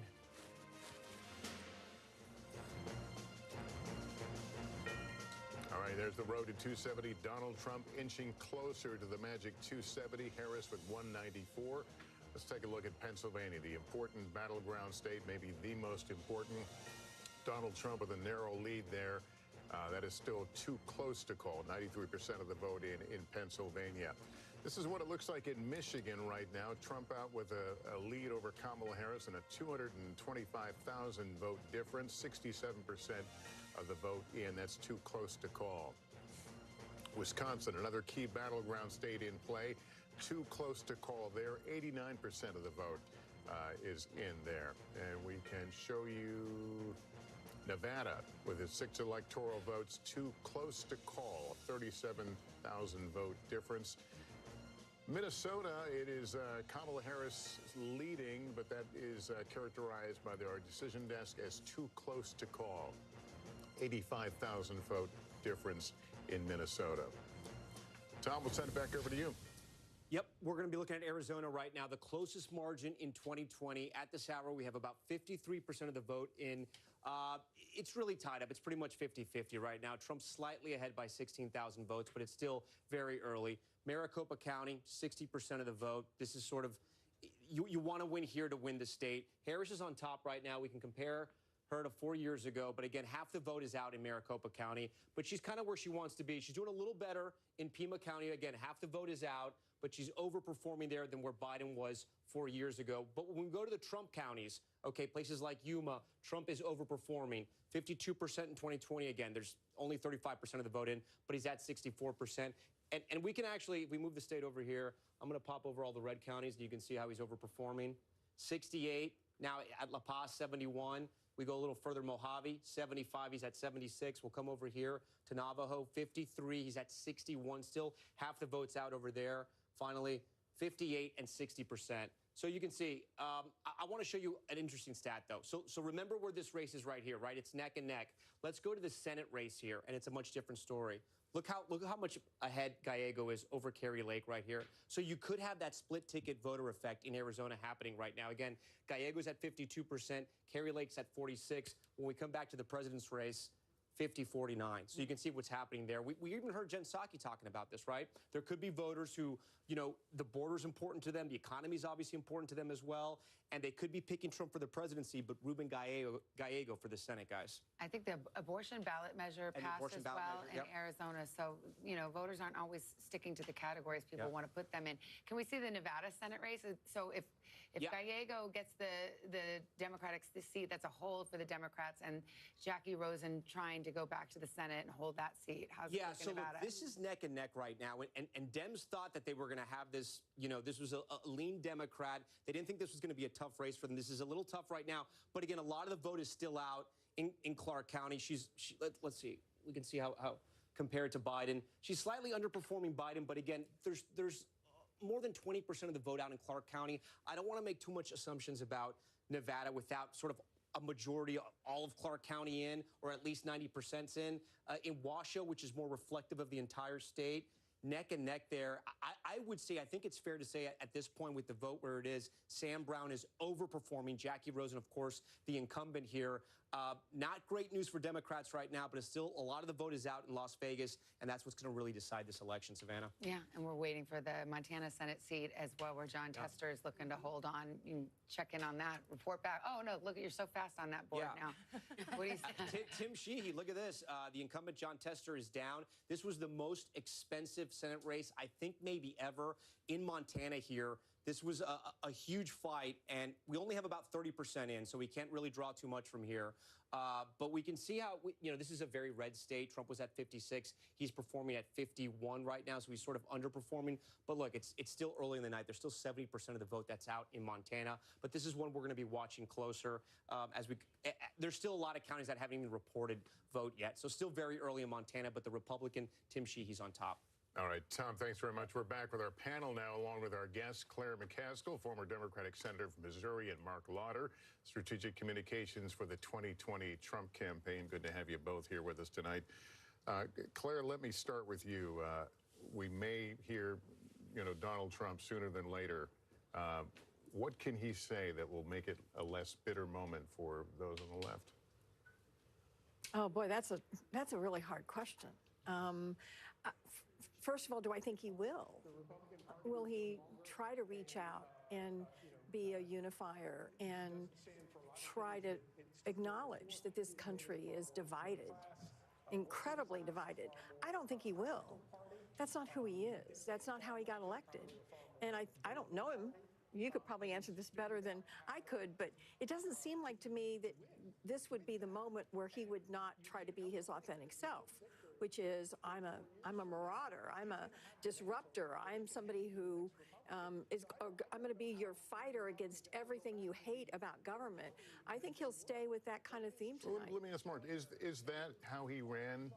I mean, has he, let's treasure one more question further. Has he made the process more coarse in general, the key to getting elected president?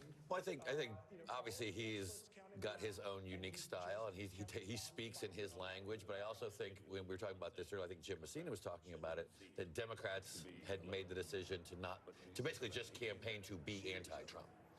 And for the last 10 years, it's been primarily anti-Trump.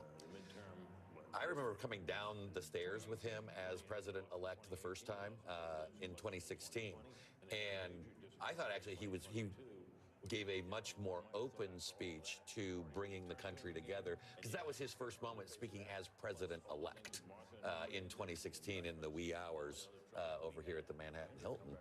And so it'll be interesting to see if he's going to hit on his campaign themes. I mean, let's remember we have seen him on the national stage for 8 years. I mean, I covered him in the White House. We covered him in the White House together. We covered him in the campaign. We know who this person is. He's been president before. He's been a presidential candidate before. And we know what his message tends to be. He's done it over and over in this campaign. And that is a message that is darker, that casts America as a dangerous place, a place that only he can fix. Somebody who, as we talk about rhetoric, just called Nancy Pelosi as crazy as a bedbug just recently, right? So let's just remember that is, I think, some of the tone. Now, we may see tonight him look to make I'm not even going to say the word pivot, but perhaps extend an olive branch. Maybe. I mean, listen, I don't have a crystal ball, but I do think there's a pattern of history. To that point, I mean, remember after the horrific assassination attempt against him, the Republican National Convention, and all of the reporting, in fact, everything that he was saying was, He himself said it. He said it, yes. He said, I am going to deliver a unifying speech. And it was for part of the speech, but then it quickly became a very familiar, almost speech that you would hear on the campaign trail. Well, that's what he ran for, and is perhaps going to prevail on that very way of being. I don't know that he would have any incentive to change unless, he had felt in the moment some magnanimity towards. I will make one bold prediction, though, Savannah. Yeah. I predict that he won't say that anybody cheated. Well, remember, though, even after he won election in 2016, he still made unfounded claims of voter fraud. So win or lose, it is something that he has a pattern of doing. I remember in days after the 2016 election, he and his staff summoned network anchors, executives for an off-the-record meeting at Trump Tower, and it was off the record, so I won't go deeply into it, but to say we were under the impression it was going to be a reset meeting, it was not. Well, and that, I think... So you got chewed out? You got you. Sounds like it. I'm like, let me leave. I wasn't there. Between the lines on that one. Yes, we were kind of told what time it was. Yeah. Well, this just to speak to that. I mean, again, we don't have to rehash all of it here, and we're still waiting for Pennsylvania to be called. But he is somebody who has called journalists the enemies of the people. Just at a rally recently, he talked about being surrounded by bulletproof glass, and that if somebody wanted to come after him in a attempted assassination again, they'd have to shoot through the media first, and he'd be okay with that. His campaign tried to suggest that's not what he said, but that is the kind of language that we have heard from him consistently. And remember how he launched his campaign vowing retribution. And in recent weeks and days, we've heard him talk about his political rivals as being the enemy from within. His vice presidential nominee, J.D. Vance, has spent a lot of time answering for that in interviews that he has done. Well, just to bring everybody up to date, 1:30 on the East Coast, and we are awaiting Donald Trump, who's expected to speak at the Trump headquarters in West Palm Beach, Florida. Battlegrounds remain to be called, and so there still is a narrow path, Michigan, Wisconsin, and Pennsylvania for Kamala Harris. But the trend lines and the reason you're hearing this tone from Democrats and Republicans alike is the trend lines are indicating that it will be a Trump victory, but this has not been called yet. So you have the audience there waiting to hear from the former president. These are the uncalled battleground states. Those are the trend lines that we're talking about. Pennsylvania, a healthy Trump margin there with 94% of the vote in. Those states out west, Arizona and Nevada, we may not know about those for several hours now, and we are waiting. Wisconsin and Michigan kind of bringing up the rear there in terms of these Midwest, East Coast time zones. So we will continue to follow this, but Kamala Harris, I should mention, has gone home for the night. Cedric Richmond, who is the co-chair of the Harris campaign, came out and addressed the crowd at Howard University in Washington, D.C., letting them know that she would address them and address the country, he said, tomorrow morning, Wednesday morning. Well, it is Wednesday morning here on the East Coast, but in a few hours from now. Yeah, and we should, it's worth noting in 2016, after his victory, he appeared in the 2 a.m. hour to make his remarks, and we are in the 1 a.m. hour, and we saw that motorcade a bit earlier crossing the bridge in West Palm. But we don't have any timing as to when we may hear. Well, we know we won't hit traffic because of the hour and also the motorcade. But we are expecting him. And we've been talking about, you know, what tone he might strike. And also, I mean, Mark Lauder, you were there. You know him. If you, let's just pretend he listens to his advisors. What would you advise him to say tonight? I would outline what we have to get done. And first off, we have 74 days, if I'm going off my quick math, before you actually take the oath of office. So I would obviously want to get right to work. You would obviously praise your staff. Unlike what you would normally do in a traditional speech this way, you will have not talked to your opponent unless something strange happens between now and then, and she calls, they reach out and call. So you're not going to be able to say anything along those lines. And then ultimately, I think, especially if it looks right now, you may not hold, but you're leading in the national popular vote. That's something that you have not done. It's something only one president, Republican president, has done this century. You have a mandate. And what is the mandate? Because he didn't run to the center. I mean, he ran to the base, and the base, it seems poised to elect him. So what would the mandate be if you're him? What is it the mass deportation? Is it, the tariffs, for example? I mean, he's been very clear about his policies. I think first and foremost, it'll be energy, the economy, extending the tax cuts, and then I think you will get into illegal immigration. I think you will get into in some of those other areas. But ultimately, I think that's first where you go. Also will depend on if you have the House. If you have the House and the House comes with you on this, then you have obviously both chambers. You'll have unified control. And that changes a lot. He will effectively be a one-term president. What does that mean in terms of how he would govern? You have, what, 8 months to get something done before they start running for re-election? No, I mean, in reality, you obviously you're going to have your 4 years, but as we both know, you get that 100 days, maybe that 6 months before Congress goes and starts acting in their interest for their re-election, their campaign interests. You're going to have what I assume would be a primary for to be your successor. And then obviously the Democrats will have, their primary. Claire, how would you caucuses see as well. that? How would you see that rolling out? Well, I think it depends on whether or not the House is controlled by the Democrats. Remember, when Trump got elected last time, he had the House and the Senate. He had all three. And there was, he struggled. He got the tax cuts done. But that was really the only, he didn't repeal Obamacare. He didn't build the wall. He didn't do a lot of the things he had promised to do, even though he had all three houses. So I worry that if the Democrats get the House, then whatever he doesn't get done will be Hakeem Jeffries' fault, as opposed to his inability to produce on the promises he's made. But if we don't take the House, then I think he's got a tall order, and I think he's got to do the tariffs. I don't, and he doesn't need Congress for that. He can do the tariffs right away. I've been hearing from my friends that are in Europe. They're very worried about the lines of those countries being redrawn fairly quickly. You mean Ukraine? Yes, and more.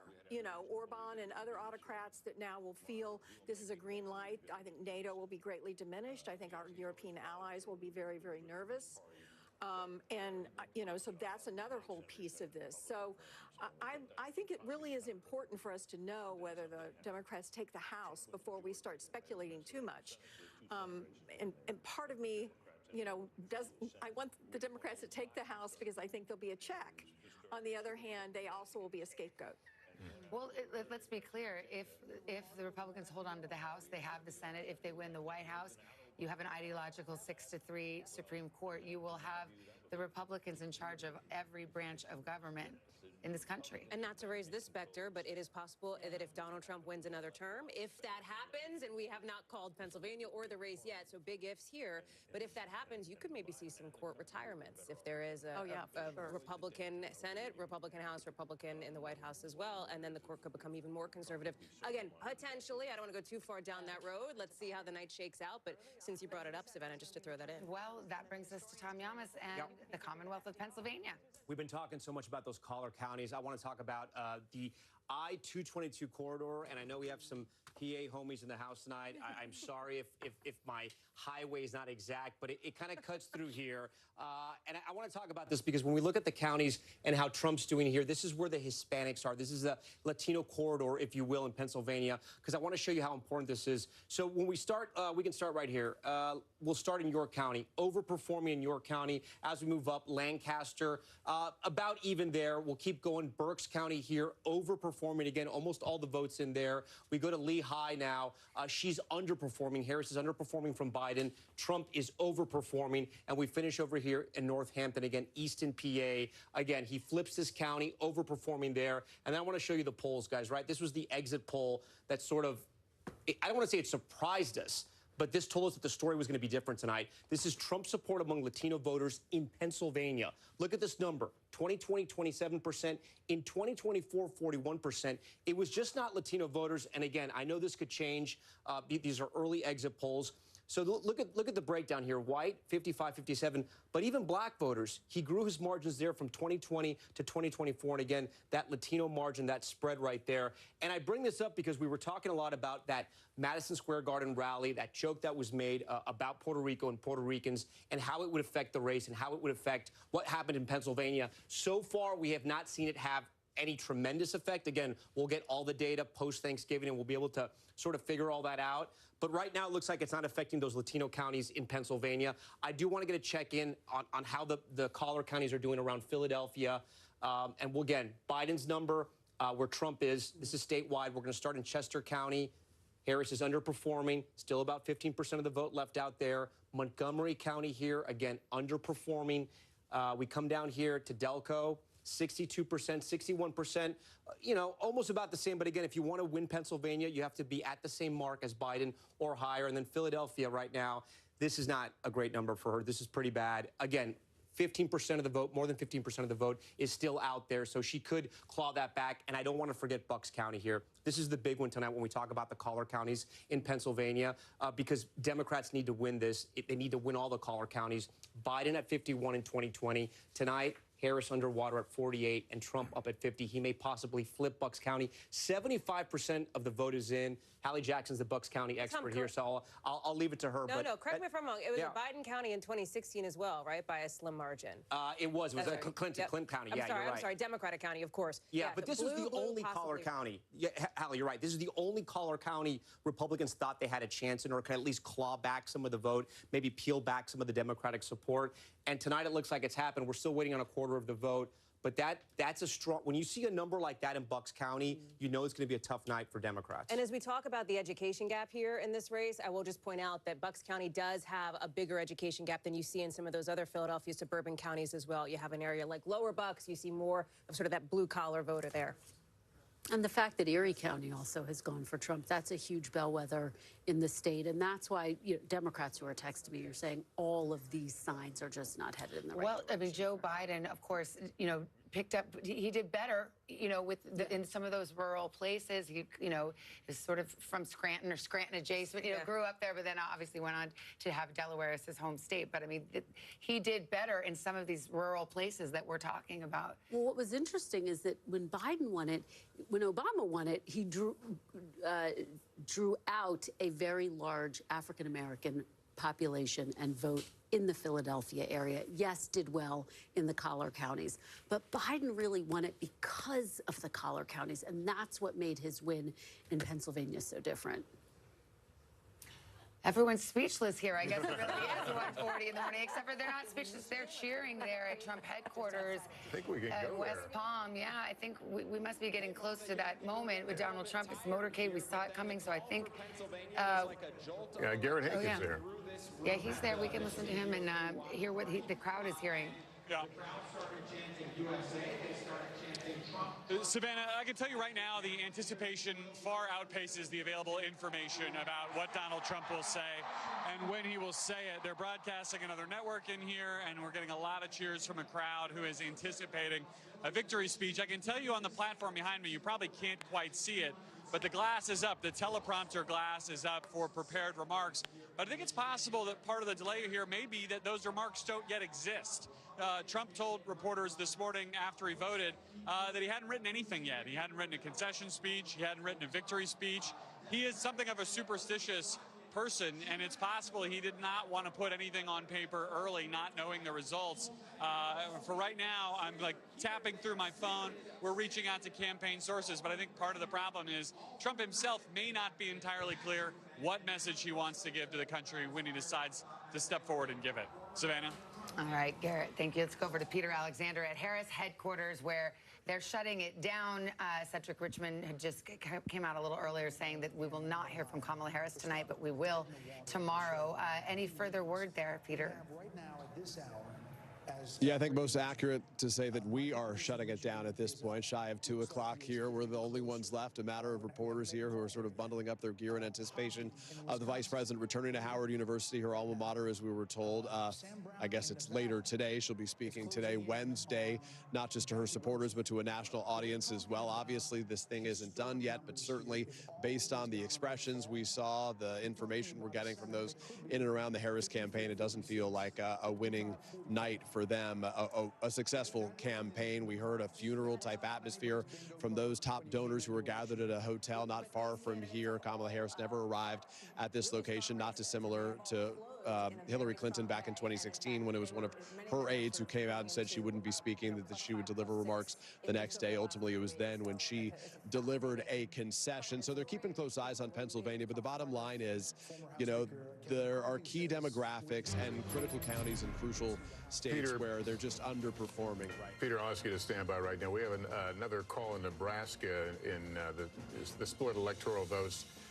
NBC News projects that Donald Trump will win 4 of the 5. There's the difference. This is District 3. Donald Trump, the projected winner. And you can see 58% of the vote is in there.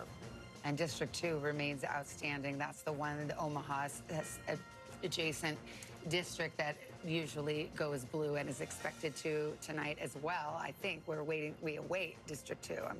Think we just saw that. And you can see Donald Trump drawing closer to the magic 270 that would put him over the top and hand him the White House once more. Yeah, we await his comments. Stay with us. NBC News election night coverage continues right after this short break.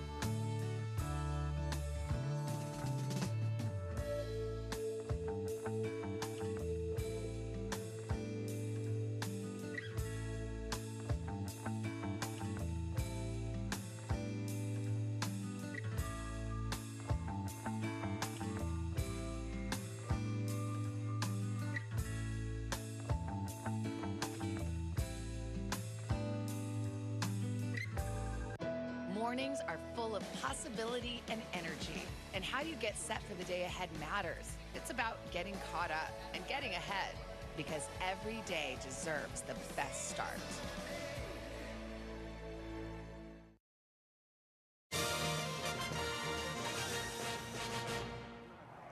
Welcome back to NBC News Election Night coverage. It's nearly 2 a.m. in the East. We're looking at the scene in West Palm Beach, Florida, where supporters of former President Donald Trump are celebrating. Early celebration. The race has not been called yet, but there is anticipation that the former president will speak here tonight, and so there is great excitement. Let me hand it over to Kristen Welker right now, who can talk about the other big headline of the night, and that's the balance of power. Yeah, Lester, Republicans cheering for this as well, because NBC News has projected that Republicans will take control of the Senate after claiming 2 seats. Let's take a look at some of the races, though, that we're still watching. Let's start in Pennsylvania. Senator Bob Casey looking for his 4th term in the Senate. This race too close to call. His challenger is McCormick, and let's look. You can see right there, 51 to 41 so far. So there you have Senator Bob Casey trying to fend off a challenge from Dave McCormick. Let's go to Wisconsin now. Tammy Baldwin looking for another term in the Senate. She is getting a real run for her money from real estate and CEO executive Eric Hovde. Let's go over to Nevada now. Jackie Rosen. A couple of months ago, it looked like this was going to be safe for her. This race now too close to call as she is trying to fend off a challenge from Sam Brown. Let's go to Michigan now, this open seat, Alyssa Slotkin and Mike Rogers fighting for this Senate seat in the great state of Michigan as we wait for a call at the top of the ticket in that state. So we already know that the Senate is in Republican hands, and now where the question is of the margins, and the remaining incumbents holding on to Democratic seats have always been on defense there, but those are very tight races, and in the case of Nevada, tighter than I think was expected. Way tighter than expected in Nevada, and quite frankly, in Michigan, in Wisconsin. All of these races have gotten much tighter in these recent weeks. But look, if former President Donald Trump does, in fact, win the White House, having a Republican Senate undoubtedly would pave the way for him to clear at least part of his agenda potentially more easily. Now, of course, he might be dealing with the Democratic House. And I'll tell you, the Republican, I just got a text from a source, Republican Senate source, they're feeling pretty darn good about tonight. Well, we have a few seconds here. We await the appearance of Donald Trump in that hall in West Palm Beach, Florida. We see a celebratory atmosphere there. People, cheering and hugging, and it looks like a victory party. And when the former president steps out, perhaps that's exactly what it will be. However, NBC News has not projected or made those final calls. Let's take a pause right here and give a chance to other stations to join. In the second administration, your thoughts, 30,000 feet of this win? Indictments, 2 assassination attempts. Welcome back to NBC News Election Night coverage, 2024 election. This is the scene at Trump headquarters in West Palm Beach. Celebration has broken out. The crowd now eagerly awaiting what they hope and believe will be an appearance by Donald Trump. The stage is set. We understand the glass teleprompter has been installed around the podium, so all seems to be in readiness. By the way, we saw the crowds cheering a few moments ago. Another network has called the race for Trump, which explains the cheers inside the headquarters. We have not. Just a reminder, our decision desk, which is in Philadelphia, crunches those numbers, and the motto there is they don't need to be first, they need to be right. And we really do exercise an abundance of caution. Somebody I'm looking for here, and I don't know if he's in this convention center or if he's still at Mar-a-Lago with former President Trump, is Elon Musk, because he potentially may have ended up being a factor in this race if, in fact, we do call Pennsylvania for former President Trump.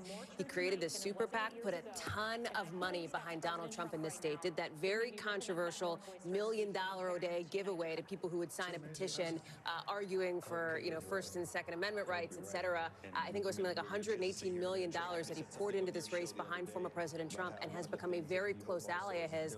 It speaks to what we've been talking about.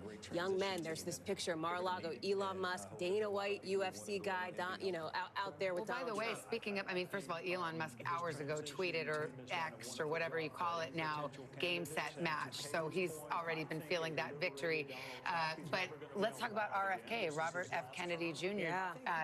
Has stated that Donald Trump promised to give him everything having to do with health care in the government. So we'll see if he keeps that promise. And he is, again, a very controversial figure here, talking about children's health. He's big in the sort of anti-vaccine movement. Former President Trump has said just recently that he would be in favor of him sort of being in position. Remember, there's also this interesting dynamic where RFK ended up on the ballot in one of these blue wall states. So you saw former President Trump traveling with him to Michigan and Wisconsin.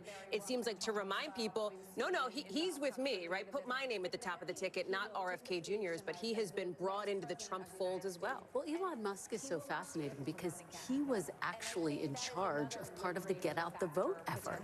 And Trump campaign officials, and I interviewed Caroline Levitt today and asked her about this. She said, look, it's unconventional. This is what we're doing. The campaign is also involved. But the bottom line, it seems to have worked, at least in some of these states that we've called so far.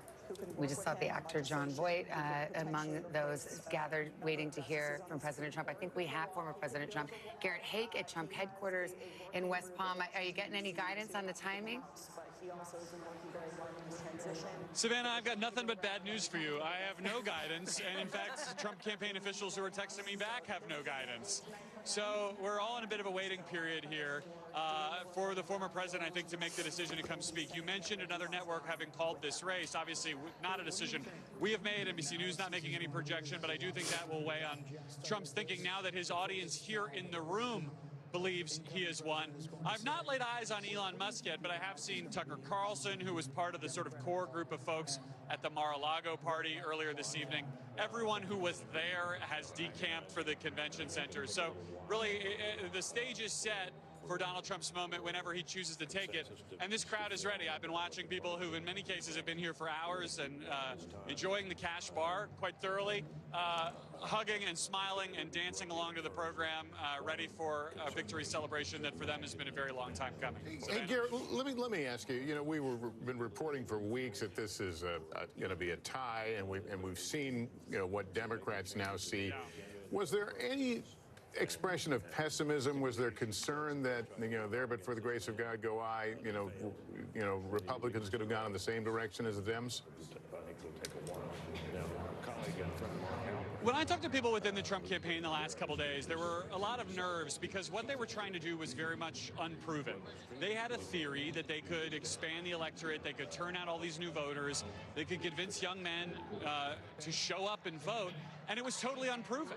And, you know, the Trump campaign ethos in general, from the top down, is to be confident, borderline cocky, until you are proven wrong. And so that's mostly what they projected.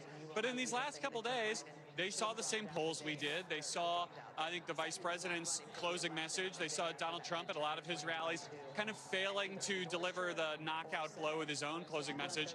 And they did get a little nervous. But their theory of the case was always that this electorate existed and they needed to prove it to be true. And I can tell you I have gotten several text messages from Trump campaign staffers and major donors basically saying, see, we told you so. I mean, for them, it was always going to be either a close Kamala Harris victory in their view or a sweep, potentially, of the battleground states if their theory was right. They have felt minute by minute and hour by hour tonight that the evidence is pointing towards their theory being right, and we won't know till all the votes are counted, but certainly it's starting to look that way as we approach 1:30, 2 o'clock in the morning. Yeah, we are approaching 2 o'clock in the morning and waiting to hear from the former president, or some words when we might hear from him. Again, this race has not been called by this network. This network still going through its processes, and when it's ready to speak, our decision desk will speak. But as we look at where the numbers are and what the mood music is, if you will, I think one of the things that is on people's minds is who will be, if in fact former President Trump does well in Pennsylvania and we call that race for him, et cetera, who will be in his ear? Who will be in his inner circle? And as we're talking about some of this, it may be striking for some folks to remember back in 2016, Jared Kushner was such a presence on the trail, his son-in-law, Ivanka Trump, his daughter, Melania Trump has been a rare presence on the campaign trail, campaigning for her husband this time, and both Ivanka Ivanka Trump and Jared Kushner have largely taken a back seat. They've kept an arm's length away from domestic politics here and have not been on the trail much. They may be here tonight if, in fact, he comes out and gives some sort of big speech. They may line up as part of the family, but they have not been a presence in the way that they were. Well, let's also not forget that 40-year-old J.D. Vance, who served in the United States Senate for 2 years, is on the precipice of becoming the vice president of the United States for a man who's 78 years old. So, I mean, this is a moment. Yeah.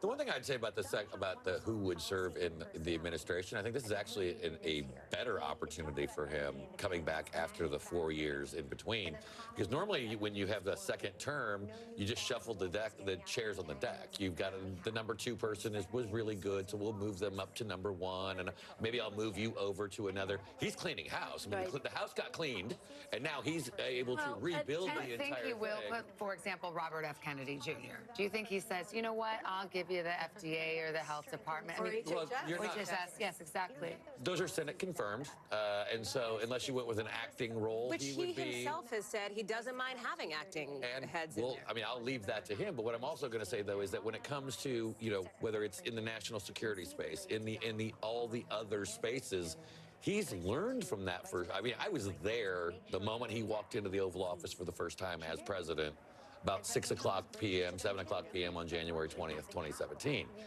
And most of the people we did not know, because he wasn't the politician. Reince was doing all of this, who was the person of Washington, D.C. You're taking talking about his from former Congress. chief of staff, Reince Priebus, And so now he's got that knowledge. Well, and it's striking because so many of the people who served in his administration have said he's unfit to serve. And so they won't be returning, obviously. And we spent a fair amount of time talking about that in recent weeks. All of the people who called him, for example, a fascist. I do think it's worth zooming out a little bit and just acknowledging the history-making moment that we are witnessing. The fact that he's only the second president in more than 100 years, if he does in fact win, to go back to the White House and serve non-consecutive terms. What do you think of your old boss, former Vice President Mike Pence, is thinking? He did not endorse Donald Trump, and of course, famously,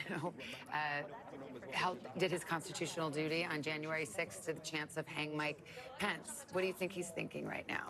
I think he's probably thinking about it from a policy standpoint. I mean, the campaign is over. That decision has been made by the American people. And so I think he'll look that if there's an area where they are in agreement on policy, he'll engage. If there's an area where he's in disagreement, he will decide whether he will make that known or just quietly wait and know that you've got actually another opportunity 4 years down the road, not to run, I'm not saying that, but to influence another set of policymakers. But there is a reason that he's seen so many of the people that worked under him leave and now speak ill of him. And so what does that mean for the future of his next cabinet?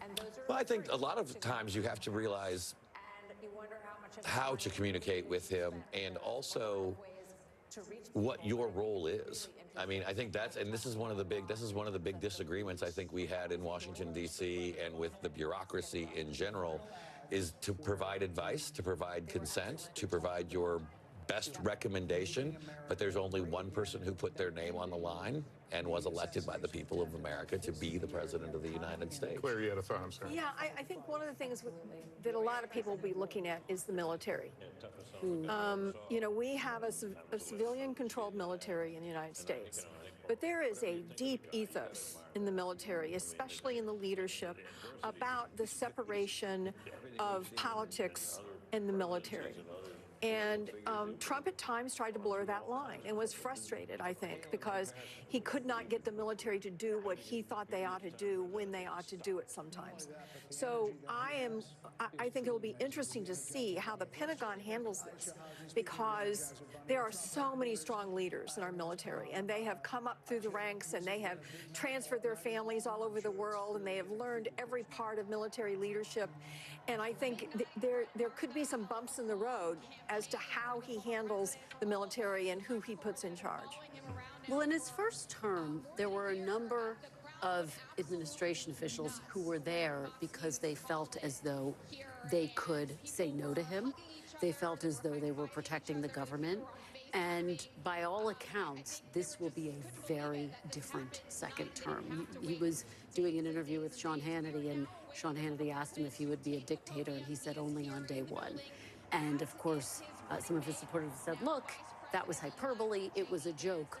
But the reality is, I think this administration will look a lot different. There will be people there who will support, and the question is how many will be able to question him, to challenge him. We know that he also has his eye on people like Governor Doug Burgum, Senator Marco Rubio, obviously Elon Musk, as we have discussed, as potential people who would return to a second administration. To sort of put it super simply here, this is the case that Vice President Harris made for the duration of her 107-day campaign, which was that if Donald Trump gets back into office, her argument was that he would be potentially more dangerous in the first term, she said, because the people who acted as a check around him will be gone. And I think that's what we're talking about here. Who will be around him? Who will be those voices in his ear? Clearly, that is an argument that did not resonate with voters in Georgia. It did not resonate with voters in North Carolina. It did not resonate with the Latino voters that we've been talking about, et cetera. But that is the case that she had been making and was trying to make, bringing up these cabinet officials, other Republicans, people who had previously been allied with him that chose to break apart. Did he win a mandate? Listen, the House, the Senate is Republican now. He is on the precipice of potentially winning. Again, we have not called it, but winning Pennsylvania, which would be essentially ball game And for him. potentially the popular vote as well. Which for the first time, he's never had that before, right? And so, and we don't even know, could this be a sweep of the battlegrounds? That's a huge question mark, too. So, listen, he has been very clear about his policies, the things he wants to put in place. We talked about tariffs. If he has a Republican House and Senate, suddenly, perhaps that makes it easier to find the money that he will need, the enormous amount of money to carry out those mass deportations, for example. And so there are going to be some policy implications depending on which way Congress goes. Well, Project 2025, which the former president has disavowed, but it has to be acknowledged, has folks who have worked for him and people that he has consulted with all over it. And there's a lot of talk in that document about getting rid of the so-called deep state, and because the view from the Trump campaign and the Trump way of thinking is that deep state, these are people that were an obstacle to what he wanted to do inside the administration. Mark, how seriously do you think he will take that? Well, I think he will take. I don't speak for the former president or his campaign, and we've got an important call to make here. Moments away from calling being one of the told key to stand battlegrounds. by. Yes, NBC News can now project that Donald Trump will win in the state of Pennsylvania. 19 electoral votes. Here's where it stands right now. Donald Trump out in front, difference of 188,000 votes, 95% of the vote in Pennsylvania, and that goes in the Donald Trump column. And with that, it's expected that he will have the 270 votes he needs. I see you puzzling over there. It's because of Nebraska. Yeah. I was looking there going, okay, am I going crazy? No. Because we haven't called Alaska yet, and that's why it's 266. But once Alaska gets called and Nebraska, you can see former President Trump, he had to get to 270. He's likely to get to 272, if not higher. We still haven't called Wisconsin or Michigan as well, but he is on his way.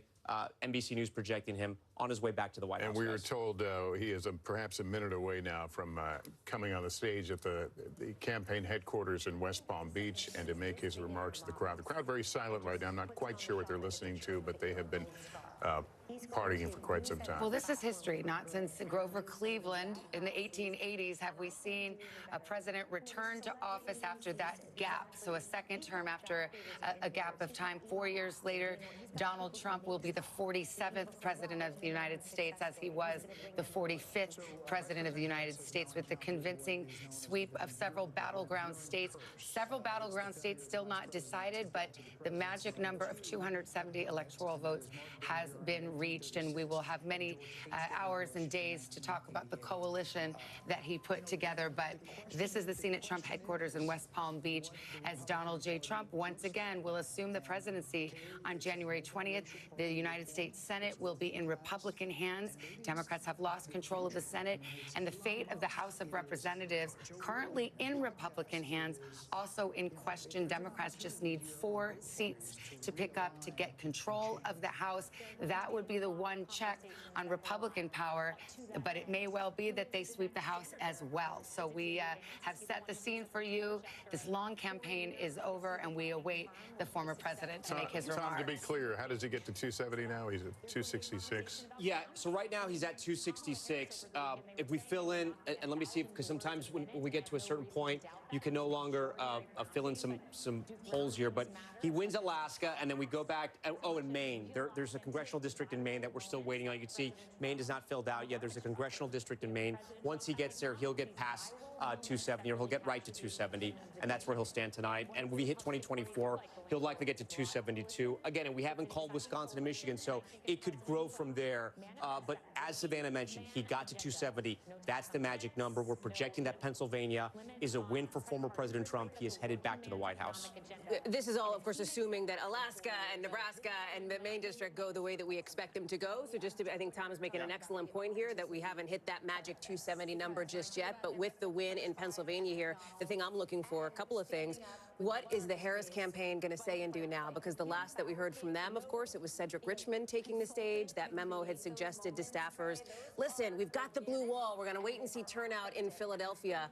We have now called Pennsylvania. That is incredibly significant here. And so do we hear from, if not her, as we don't expect to, the campaign tonight? And then obviously, what are we going to hear when former President Trump himself takes the stage there down in Palm Beach? And will she call him to concede? I mean, that's my question. If you'll rewind back to 2016, former Secretary of State Hillary Clinton did, in fact, call Donald Trump that night to concede. And the next morning she came before the cameras. It was, I believe, late morning, if memory serves. She did. And I think the Democratic the leaders have signaled that she will address the country tomorrow, and they certainly could read the tea leaves and saw which way this was headed. And so, you know, we believe and project that he will reach at least the 270 votes that he needs. Well, and I remember talking to John Podesta in 2016 and saying, have you written a concession speech at the beginning of the night? And he said no, because we don't even want to think about that.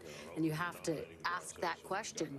Did Harris even have a concession speech, or is that part of what she's thinking through? What exactly? Well, I mean, going into a night where, you know, the polls showed 49-49. I mean, I think you... Well, maybe someone wrote a concession. I think you wouldn't be blamed for, you know, being presumptuous to go out and write a... For all the talk about the 2016 vibes, and I'm sure it's in your text messages as well, yours, you know, that this feels a lot like that. There is a distinction here, and I defer, of course, to the former Hillary Clinton campaign correspondent, but there was, in some ways, an air of inevitability around Hillary Clinton that just didn't exist around Kamala Harris. She wasn't even supposed to be on the top of this ticket 6 months ago, right? So there is, it was a very different vibe coming into this. She talked about, and her campaign cast her as the underdog here in this race, not as the sort of heir apparent, if you will. So there are some distinctions here. By the way, this is the third straight election in which it appears that pollsters have underestimated the Trump vote. I mean, we will see. We don't have all the numbers here, and we can all do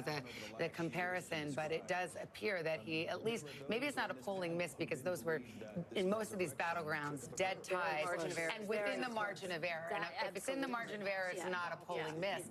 But there's no question, Tom, that in the counties that you have now memorized, that will be haunting you to the last of your days, that he was outperforming and getting new voters to the polls and squeezing out more voters, especially in those rural districts. We were looking in all those battleground states, and the pattern that we kept seeing was that he kept overperforming in the rural areas. She was underperforming Biden in those urban areas, in the blue counties she needed to win. I was signaling you, Savannah, because one thing, I don't know if you guys have talked about it yet, but if former President Trump goes back to the White House, something else you guys, I don't think you've talked about it yet, is the Supreme Court. And what happens in the Supreme Court, and if anything happens there, we saw how he completely reshaped that court. And if he's reelected, and it looks like he's going to be, I mean, not that there's anyone sort of hanging on there at the Supreme Court, but it's something that Republicans are going to be thinking about. Well, and here's the other point to remind people of. The Supreme Court issued a ruling that gave him immunity from all official acts. Prior to tonight, Donald Trump was facing 3 legal battles and was also convicted. He's got a November 26th sentencing date. So there will be a lot of questions about how all of that will There are 2 state cases. The sentencing case, the sentencing is in the New York State case, and then there are 2 federal cases which will functionally disappear. Go away. I mean, they'll go away if he took office and they were still going. He could pardon himself. He could have a different attorney general. I mean, there's a million. They're gone. They're just gone. Yeah, and remember, he also said he would free all of the January 6th convicts. We'll have to see how that works functionally, and he'll fire Jack Smith on day 1, and again, the deportation force, which he has promised to start on day 1. So we'll have to see how that all unfolds. It's interesting. Very clear. Think about what Judge Merchan in New York State Court will do with the sentencing date before him, whether he just tables it or, but in any event. that could mean another Supreme Court intervention to try to find out It could. It'll be very interesting. Yeah, it's an experienced judge. I don't know what he'll do. He may just, recognize what's going on. And in the end, it is a business records case. So he may decide, okay, the conviction stands, but choose not to sentence to jail, which actually would be in line with similar situated defendants. I see you have so it wouldn't be surprising. Your court TV hat back on here. I know. Exactly. It's like all that legal education put to use here at 2 o'clock in the morning as we await Donald Trump to take the stage here in West Palm. Yeah, we're in a bit of a holding period right now. The crowd is I guess, watching some speeches or videos right now, and they're waiting for the former president to come out. We don't know whether he will claim victory. Again, we have not made that call. At least one other network has, and the crowd reacted to that a bit early, but we make no statement from that other than the fact that we're our decision desk works along with its own metrics in making these decisions, so they will at some point make calls, and we'll see where the evening ends up. Yeah, well, barring an earthquake in some of these states, such as Alaska, I think that by calling Pennsylvania, it's sort of all over, but the voting. But we will wait for the official moment of 270 votes. But I can guarantee you Donald Trump is it. There's Vivek Ramaswamy, Doug Burgum. These are former opponents in the primary who were quickly dispatched and then came over to the Trump side, and perhaps they have stars in their eyes about what roles they may play in a Trump administration. There's another piece of history that if this goes the way that it seems likely to go here, and he does hit 270 electoral votes, he would be the oldest president ever elected. He would actually beat now President Biden by about 143 days. So he would make history in that setting as well. That is not something he prefers to talk about, especially as age has become front and center in this race, as Vice President Harris looked to cast him as sort of exhausted, questioning his fitness for office in those final days of the campaign. Again, an argument that clearly did not seem to resonate for voters in Georgia, in North Carolina, and Pennsylvania, those battlegrounds that appeared to be putting him over the edge. Let's go to Garrett Hake. He is there at the Trump headquarters. Garrett, can you tell what the audience is listening to right now, and any word on when we might see Mr. Trump? Lester, they're listening to a discussion of the race on Fox News. Beyond that, I'm still embarrassingly bereft of much programming information. The Trump team briefly took down the teleprompters that had been on stage for the last hour or so, leading us to believe that Trump was going to come out and speak off the cuff, which sort of tracks given that we knew he had not written any remarks earlier in the day. Then we just a moment ago saw staffers come back out and reassemble the teleprompter. Trump's son, Eric Trump, just posted a picture on social media of the former president backstage holding papers that appeared to be remarks, perhaps rehearsing, getting ready to come out. But the guidance we have gotten from the campaign remains ambiguous soon. And beyond that, we are left to wait and wonder with the rest of you as I'm watching staffers make yet another adjustment to the former president's teleprompter on stage. Yes, it's getting to be late here, and we are awaiting former President Trump, and we're just doing a switcheroo here with getting our Capitol Hill correspondent in position here. We have a lot to discuss with him as we talk about and potentially a new Washington. We haven't called the race yet, but we've called Pennsylvania, and that just about does it, as all of us who've been studying the map certainly know by now. A new Washington that looks a little bit like the old Washington, right? Yes. With Donald Trump back in office here. The dynamic's different, especially with the way that the Republican Party has changed. Think about it, gone. And Ryan Nobles is joining us, knows this. Mitch McConnell will not be in Senate leadership anymore. I remember in 2017 when Kristen and I were, newly minted White House, or you were a White House correspondent, I came on board. There's a lot of discussion about the Republican establishment and Donald Trump, and would he bend to them or would they bend to him?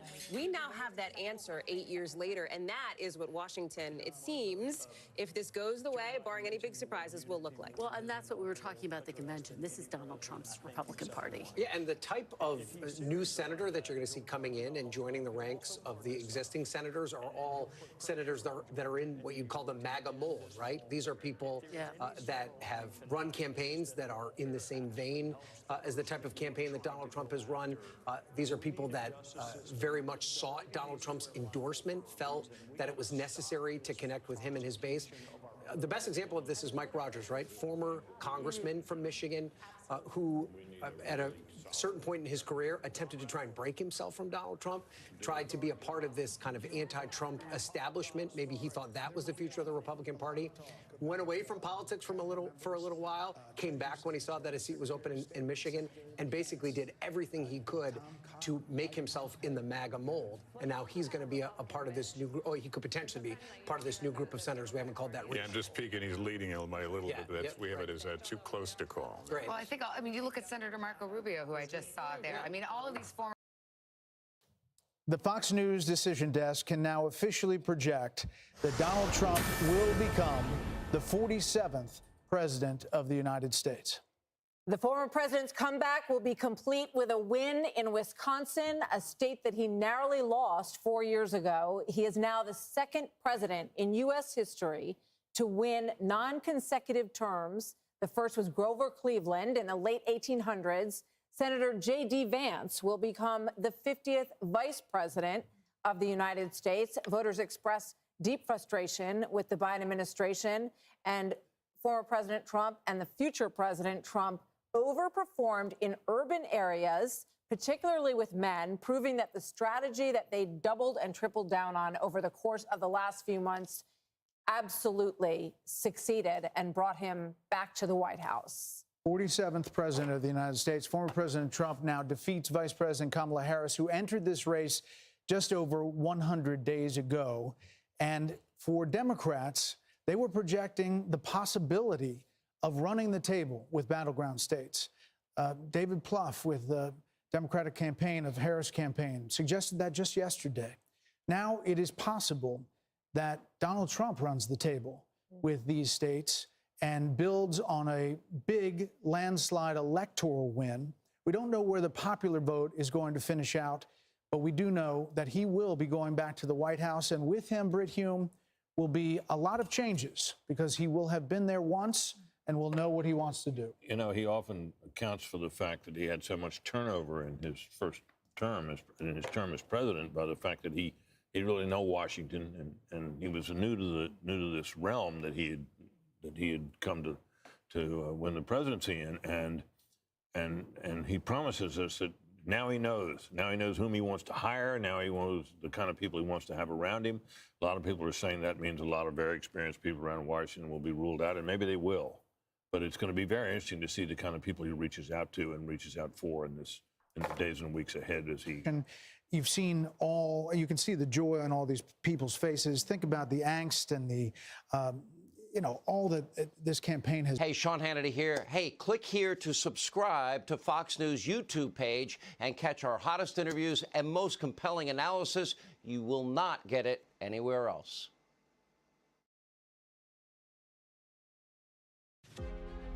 This is Tesla's worst nightmare. A new gadget is flying off the shelves, but Tesla is making zero profit. All right, we are back, and that is the jubilant scene. Everybody seems pretty happy at Trump headquarters, and what we're seeing is movement from the Mar-a-Lago Trump group including former President Trump, who is in a very good position to be the next president this evening as well, is heading over to the Trump headquarters, where there are a few thousand people who have gathered for this evening. So we'll keep a close eye on that. Obviously, when he shows up there, we will take you there live. Well, those guys had two Make America Great hats on. I saw someone with a front, really large back. one. Yeah. As we look now at what we have, Pennsylvania. Is this a call, ladies and gentlemen? We are now projecting that Donald J. Trump will win the state of Pennsylvania. Former President Donald J. Trump will win the state of Pennsylvania, and thereby he is on his way to becoming the 47th president of the United States. With this, the path for Vice President Harris has narrowed, and there's really no path going forward. It's vanished. This is historic. Everything was about Pennsylvania. Everything from the beginning was about Pennsylvania. Now, former President Trump will win the state of Pennsylvania, and we can make that call, the 19 electoral votes. That puts him at 267, not officially over the 270, but the path that it takes to get to 270, he is well on his way to becoming. All the time that say, I can't stand him. I don't like the way he picks on people. I don't like his tweets. I don't like the way that he picks on people that aren't like him, but I love his policies. But in his mind, does that validate his worst instincts now? I mean, will the lesson for him of this election be, you know, course works? Well, and also it doesn't matter, Lester, right? Because he's not going to run for re-election again. That's it. He's going to have these 4 years, and he's the same Donald Trump, but he may govern differently. And what I mean by that is that he knows Washington now. The first time he didn't know Washington. Now he knows Washington. And also the people that are going to sign up for his cabinet, they know what to expect. You remember, all these people signed up, they got approved, and then they quickly were dismissed. What we saw with his campaign that was different from 2016 and really from his White House presidency, the team he assembled is the team that stayed. Right? His campaign team, those around him, are the people that stayed. What's different this time around, though, Trump's inner circle is much different. You've mentioned this. No more Jared, no more Ivanka. There's much different people that have gotten close to him over these 4 years. So it may be a little different, and everyone that signs up sort of knows what to expect. I think when you talk about people like Senator Marco Rubio, Senator Tim Scott, these are people who stayed very close to him. They ran against him, but they stayed very close to him. You could see positions like Secretary of State and other cabinet positions being offered to these senators. Some of the OGs are still around, right? Some of those 2016 people who came in early are still. I think it's Lori Lewandowski who's back in the fold. Steve Bannon, still an outside advisor. I'm told not planning to go back to the White House, but I think these are people who will continue to be in his orbit. They'll be in his ear. But I wonder, to your point, though, Lester, when we look at this campaign, one of the things that was much different than what we saw in 2020 and 2016, aside from the candidate himself, the operation was far more disciplined than what we saw in those previous two election cycles. Absolutely. Chris LaCivita, who I covered for a long time as a political reporter in Virginia, Susie Wiles, they at least kept the overall message of the campaign, very focused throughout the entire time. Now, he would get off the rails from time to time. That made their lives difficult. But you found them keeping everyone together and focused on a specific message. But look at the Donald Trump we have seen in just the last few months in terms of message and He's about to take the stage. Let's listen. Here's Donald Trump now coming out.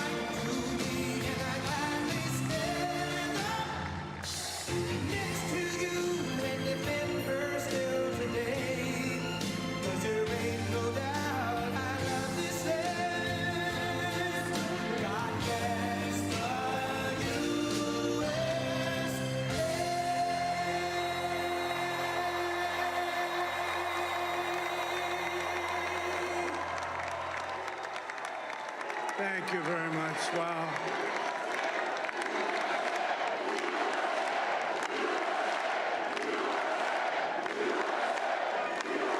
Well, I want to thank you all very much. This is great. These are our friends. We have thousands of friends on this incredible movement. This was a movement like nobody's ever seen before. And frankly, this was, I believe, the greatest political movement of all time. There's never been anything like this in this country, and maybe beyond. And now it's going to reach a new level of importance because we're going to help our country heal. We're going to help our country heal. We have a country that needs help, and it needs help very badly. We're going to fix our borders. We're going to fix everything about our country. And we made history for a reason tonight, and the reason is going to be just that. We overcame obstacles that nobody thought possible, and it is now clear that we've achieved the most incredible political thing. Look what happened. Is this crazy?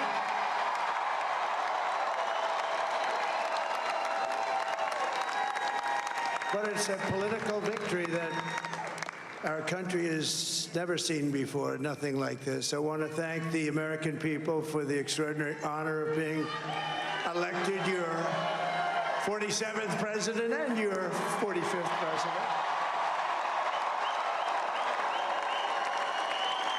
And every citizen, I will fight for you, for your family, and your future. Every single day, I will be fighting for you, and with every breath in my body, I will not rest until we have delivered the strong, safe, and prosperous America that our children deserve and that you deserve. This will truly be the golden age of America. That's what we have to have. This is a magnificent victory for the American people that will allow us to make America great again. And in addition to having won the battleground states of North Carolina, I love these places, Georgia, Pennsylvania, and Wisconsin, we are now winning in Michigan, Arizona, Nevada, and Alaska, which would result in us carrying at least 315 electoral votes.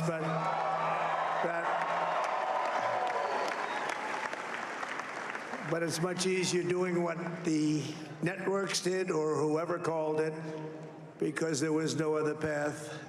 There was no other path to victory. We also have won the popular vote. That was great. Very proud of that.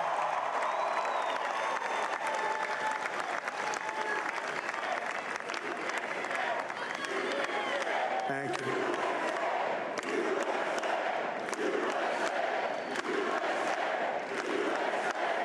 Thank you very much. Thank you. Now, winning the popular vote was very nice, I will tell you. It's a great feeling of love. We have a great feeling of love in this very large room with unbelievable people standing by my side. These people have been incredible. They've made the journey with me, and we're going to make you very happy. We're going to make you very proud of your vote. I hope that you're going to be looking back someday and say that was one of the truly important moments of my life when I voted for this group of people beyond the president, this group of great people. America has given us an unprecedented and powerful mandate. We have taken back control of the Senate. Wow, that's good. And the Senate races in Montana, Nevada, Texas, Ohio, Michigan, Wisconsin, the great Commonwealth of Pennsylvania, were all won by the MAGA movement. They helped so much. And in those cases, every one of them, we worked with the senators. They were tough races. And I mean, the number of victories in the Senate was absolutely incredible. And we did tele-rallies. We did tele-rallies with each one of them. And sometimes we did 2 or 3 and it was amazing to look at all of those victories. Nobody expected that, nobody. So I just wanted to thank you very much for that. And you have some great senators and some great new senators. And it also looks like we'll be keeping control of the House of Representatives.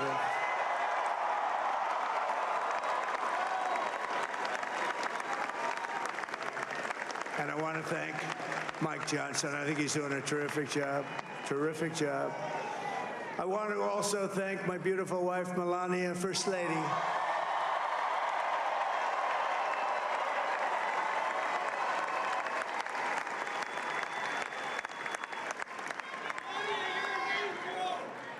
Who has the #1 best-selling book in the country. Can you believe that?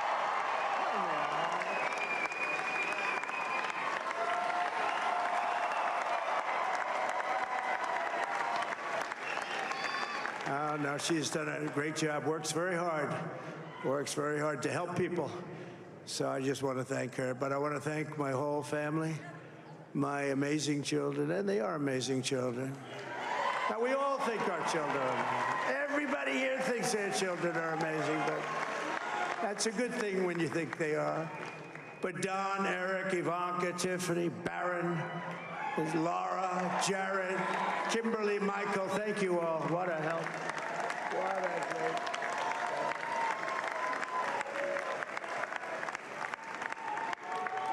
My father-in-law, Victor, is tremendous.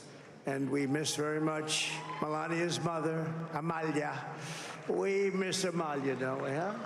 She would be very happy right now, standing on this stage. She'd be so proud. She was a great woman, that one. Beautiful inside and out. She was a great woman.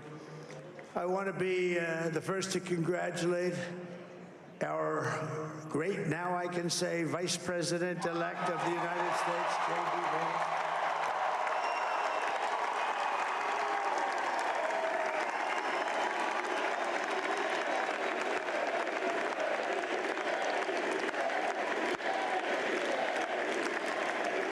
His absolutely remarkable and beautiful wife, Usha Vance.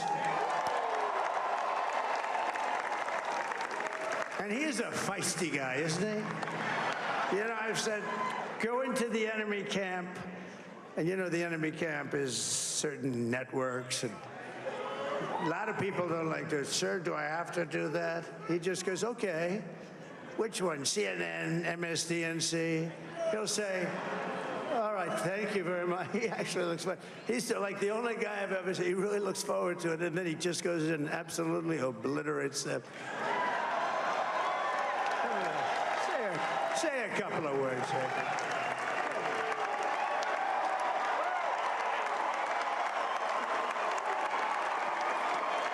Wow.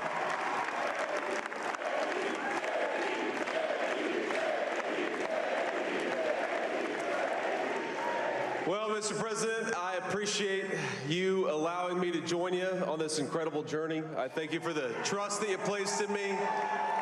And I think that we just witnessed the greatest political comeback in the history of the United States of America.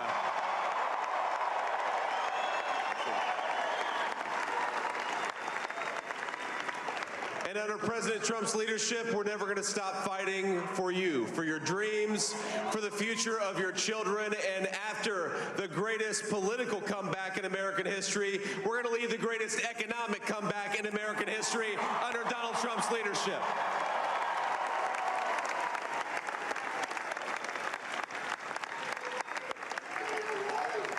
Thank you very much. He's turned out to be a good choice. I took a little heat at the beginning, but he was, I knew the brain was a good one, about as good as it gets. And we love the family, and we're going to have a great 4 years, and we're going to turn our country around, make it something very special. It lost that little that little thing called special, we have to make it so. We're going to make this so great. It's the greatest country and potentially the greatest country in the world by far. And right now, we're going to just work very hard to get all of that back. We're going to make it the best it's ever been. We can do that. If we had to wait longer, I don't know. It was going bad, and it was going bad fast. We're going to have to seal up those borders, and we're going to have to let people come into our country. We want people to come back in, but we have to let them come back in, but they have to come in legally. They have to come in legally. Let me also express my tremendous appreciation for Susie and Chris, the job you did. Susie, come here. Come here, Susie. Chris, come here, Chris. Susie likes to stay sort of in the back, let me tell you. The Ice Maiden, we call her the Ice Maiden. Come here, Chris. Come here, Chris. Susie likes to stay in the background. She's not in the background. Come here, Susie. You want me to say something? This wasn't expected, but I just want to thank, obviously, President Trump for this journey. It was a great one, and he's a hell of a candidate, and he's going to be a hell of a great 47th president. And this team that we had, the best team, and, of course, even my boss, Susie Wiles, the best. Thank you. Thank you, and thank you, Susie. Look at her, she's shy. I've never seen her be shy before. Susie, they're great. Everybody up here is great. Everybody up here is very special. But the Trump, who did you say? Oh, let me tell you, we have a new star. A star is born, Elon. Now he is. Now he's an amazing guy. We were sitting together tonight. You know, he spent 2 weeks in Philadelphia and different parts of Pennsylvania campaigning. You know, he sent the rocket up 2 weeks ago, and I saw that rocket, and I saw it coming down. I saw it. It was, when it left, it was beautiful, shiny white. When it came down, it didn't look so pretty. It was going 10,000 miles an hour, and it was burning like hell. I said, what happened to your paint job? He said, we've never made a paint that could withstand that kind of heat.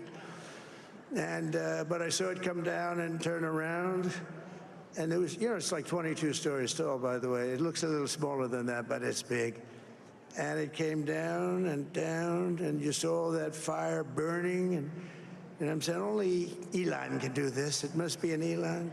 And I tell the story. I told it last night. I had a man on the phone. I had the screen muted, no sound. I was talking to a very important man, happens to be here. And that very important guy, one of the most important people in, I would say, the country, actually.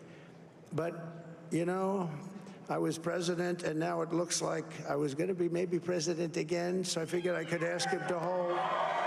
So I asked him to hold. And especially because you're going to be president again, they hold. So I took the phone down, and I'm looking at the screen. I'm seeing this crazy thing that's going around and coming down. It looks like it's going to crash into the gantry. And I said, oh, no. And I said, do me a favor. Do you mind holding for a couple of minutes? I want to see this. I thought it was a space-age movie or something. I put the phone down. Bad part, I didn't pick it up for 45 minutes, and he was holding.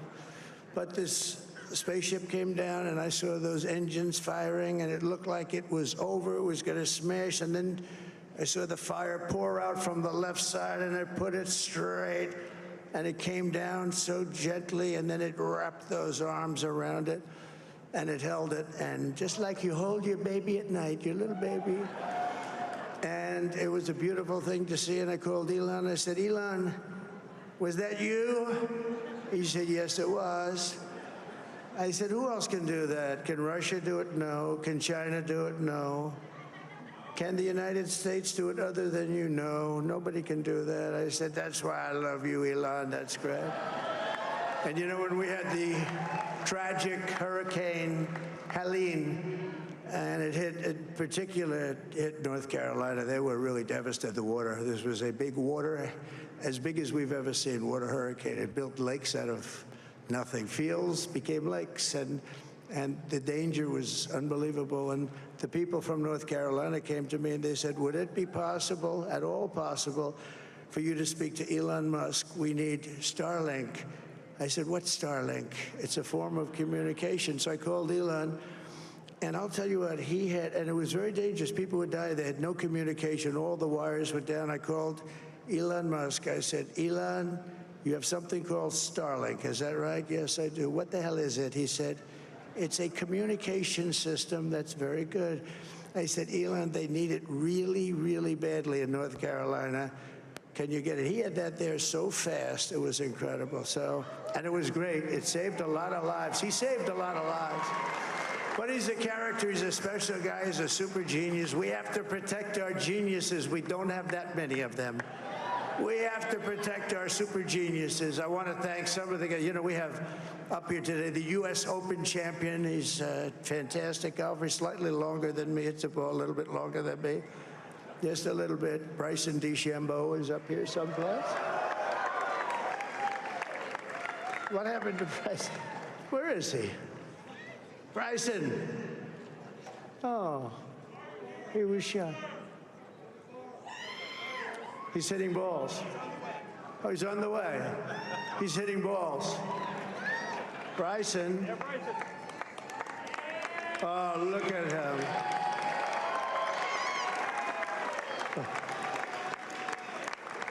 He's got a great career going.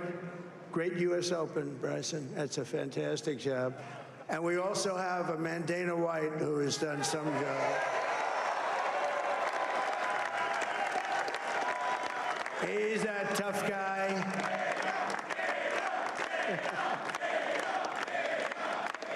So Dana started UFC and came to me, do you mind if I use your, nobody wanted to give him a rinse because they said it's a rough sport, a little rough. And I helped him out a little bit, and I went, and I said, this is the roughest sport I've ever seen, but I began to like it, and he loved it, and nobody's done a better job in sports. And you know, he's a very motivational kind of a guy, what he does. He gets these fighters, and they really go at it, and it's become one of the most successful sports enterprises anywhere at any time. It's doing so well. I'd like to ask Dana just to say a couple of words, because people love to hear from him. Dana,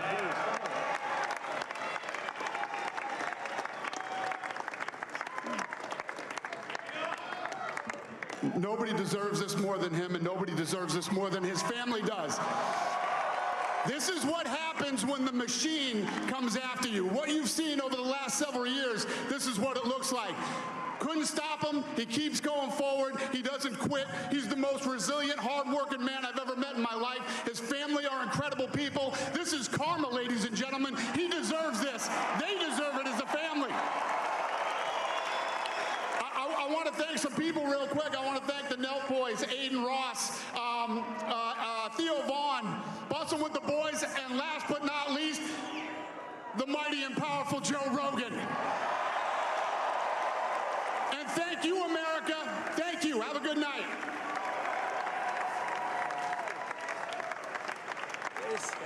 That is a piece of work. No, he's really an amazing guy. But most of all, I want to thank the millions of hardworking Americans across the nation who have always been the heart and soul of this really great movement. We've been through so much together, and today you showed up in record numbers to deliver a victory like really, probably like no other. This was something special, and we're gonna pay you back. We're gonna do the best job. We're gonna turn it around. It's got to be turned around. It's got to be turned around fast, and we're gonna turn it around. We're gonna do it in every way, with so many ways, but we're gonna do it in every way. This will forever be remembered as the day the American people regained control of their country.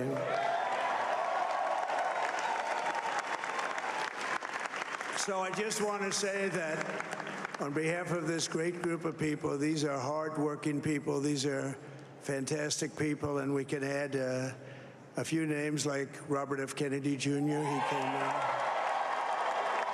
and he's going to help make America healthy again.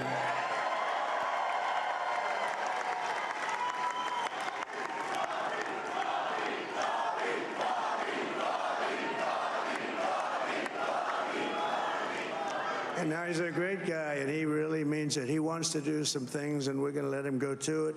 I just said, but, Bobby, leave the oil to me. We have more liquid gold, oil and gas. We have more liquid gold than any country in the world, more than Saudi Arabia. We have more than Russia. Bobby, stay away from the liquid gold. Other than that, go have a good time, Bobby. We're going to be paying down debt. We're going to be reducing taxes. We can do things that nobody else can do. Nobody else is going to be able to do it. China doesn't have what we have. Nobody has what we have. But we have the greatest people also. Maybe that's the most important thing. This campaign has been so historic in so many ways. We've built the biggest, the broadest, the most unified coalition. They've never seen anything like it in all of American history. They've never seen it. Young and old, men and women, rural and urban. And we had them all helping us tonight, when you think. I mean, I was looking at it. I was watching it. They had some great analysis of the people that voted for us. Nobody's ever seen anything like that. They came from all corners, union, non-union, African American, Hispanic American, Asian American, Arab American, Muslim American. We had everybody, and it was beautiful. It was a historic realignment, uniting citizens of all backgrounds around a common core of common sense. You know, we're the party of common sense. We want to have borders. We want to have security. We want to have things be good, safe. We want great education. We want a strong and powerful military, and ideally we don't have to use it. You know, we had no wars. 4 years we had no wars, except we defeated ISIS. We defeated ISIS in record time. But we had no wars. They said, he will start a war. I'm not going to start a war. I'm going to stop wars. But this is also a massive victory for democracy and for freedom. Together, we're going to unlock America's glorious destiny. We're going to achieve the most incredible future for our people. Yesterday, as I stood at my last stop on the campaign trail, I'll never be doing a rally again. Can you believe it? I think we've done 900 rallies approximately from them. Can you imagine? 901 something, a lot of rallies. And it was sad. Everybody was sad. Many people, I said, this is our last rally. But now we're going on to something that's far more important, because the rallies were used for us to be put in this position where we can really help our country. That's what we're going to do. We're going to make our country better than it ever has been. And I said that many people have told me that God spared my life for a reason.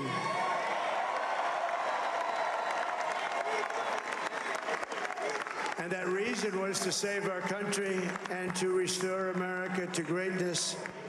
And now we are going to fulfill that mission together. We're going to fulfill that mission.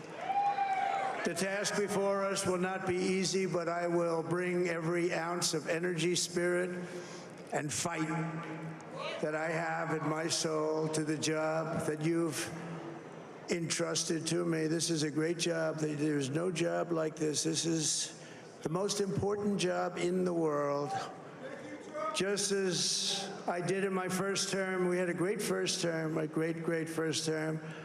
I will govern by a simple motto: promises made, promises kept. We're going to keep our promises.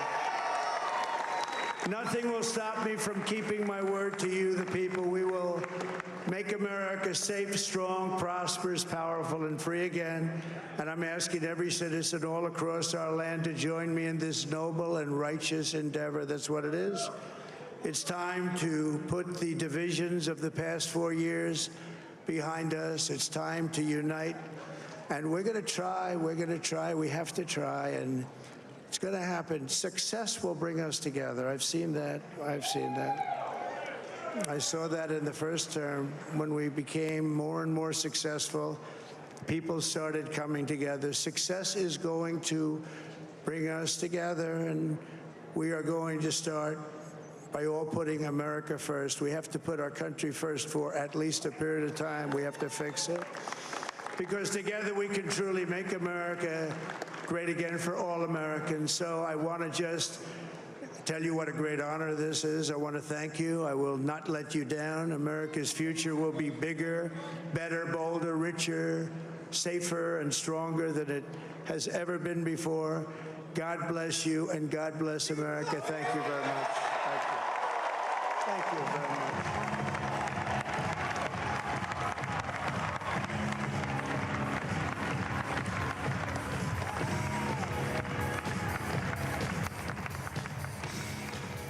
Former President Trump making about 25 minutes worth of remarks, essentially acknowledging that he has been called by other networks, not this one so far, as the next president of the United States, coming out with family and supporters there, a crowd that had waited a considerable amount of time, but obviously eager and happy about the outcome of the evening. As we said, NBC News has not projected that he is over the top yet, but he has a clear path to victory and the White House at this point. And we just saw Barron Trump, 18 years old, cast his first vote in a general election for president today for his father. And people say that Barron Trump has actually had a lot of ideas about having his father appeal to young men his age. Okay, one of the young men seems to be part of the coalition that we're seeing take shape now. You heard from former President Trump there. Again, we have not called the race for president for him. We have called the race for Pennsylvania for him, and that appears to be the critical key for him to get to 270 at some point throughout the course of the early evening. He has not officially won the popular vote yet, although he is leading on that front. We have not officially called control of the House of Representatives yet. That could take a while. He clearly feels confident about that, saying that they've won. Again, that is not the case just yet. The Republicans do have control of the Senate, but you heard former President Trump there say that we have an unprecedented and powerful mandate at this historic moment here. He is now, once we officially call the race, would be the oldest president ever elected, only the second president elected to a non-consecutive term.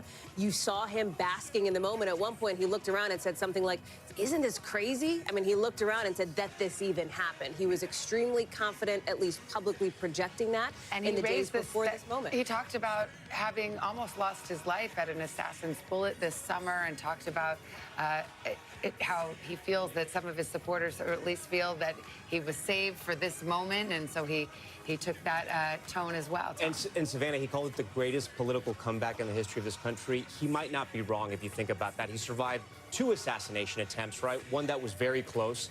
90 criminal accounts, right? He was in court throughout his campaign. He was primaried, won that primary, fought all those criminal cases. A lot of them are still ongoing right now. Again, survives the assassination attempts, loses his mother-in-law. A lot happened to him over the last 2 years.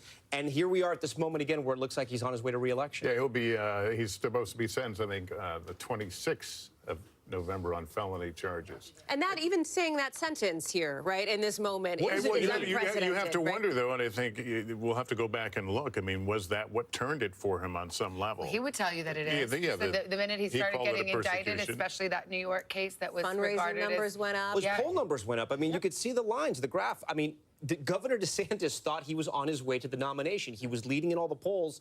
All the criminal indictments start, and his numbers start to shoot up.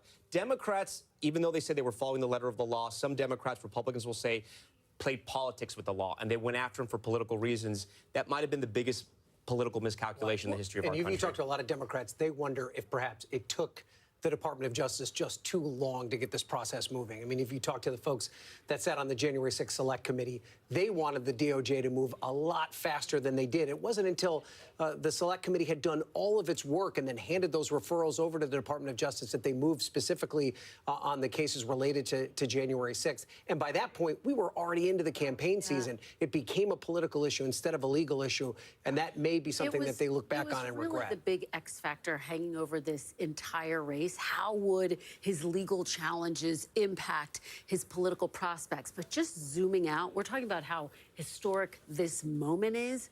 You have to take a moment to think about how historic Donald Trump is as a political figure. Think about when he first ran for office back in 2015 and made disparaging comments about Senator John McCain, and a lot of people declared that his political career was over in that moment. And what we have learned from having covered Donald Trump is that he is immune to things that other politicians would not be able to survive. And now here we have this extraordinary campaign where he has survived 2 assassination attempts, where he's on the track to be the oldest president in office. And again, just the second person in 100 years to serve non-consecutive terms. Let's talk about that mandate that he has claimed, a mandate that's political speak for saying, the people have spoken. My election win was so convincing that I have been sent to do X, Y, and Z. So, Ryan, you'll be covering Capitol Hill. Right. What is that mandate, do you think? Well, I think, first off, there is one person that's probably watching the returns coming in, still very closely watching a lot of House races across the country, and his name is Hakeem Jeffries, who is poised to potentially become the first black Speaker of the House. The House is very much in doubt right now, and if Democrats still controlled the House, that's going to be a big red light to any Donald Trump legislative agenda. Even though the margins are going to be tight on any level, it's going to be very difficult for him to push through a lot of these big ticket items that he's talking about. But to your point, Savannah, it is going to be very hard for even the more moderate Republicans who don't necessarily describe themselves as being from the MAGA wing of the party to resist the pull of what Donald Trump has accomplished here tonight. He definitely has the pulse of the people, especially the people that voted for him.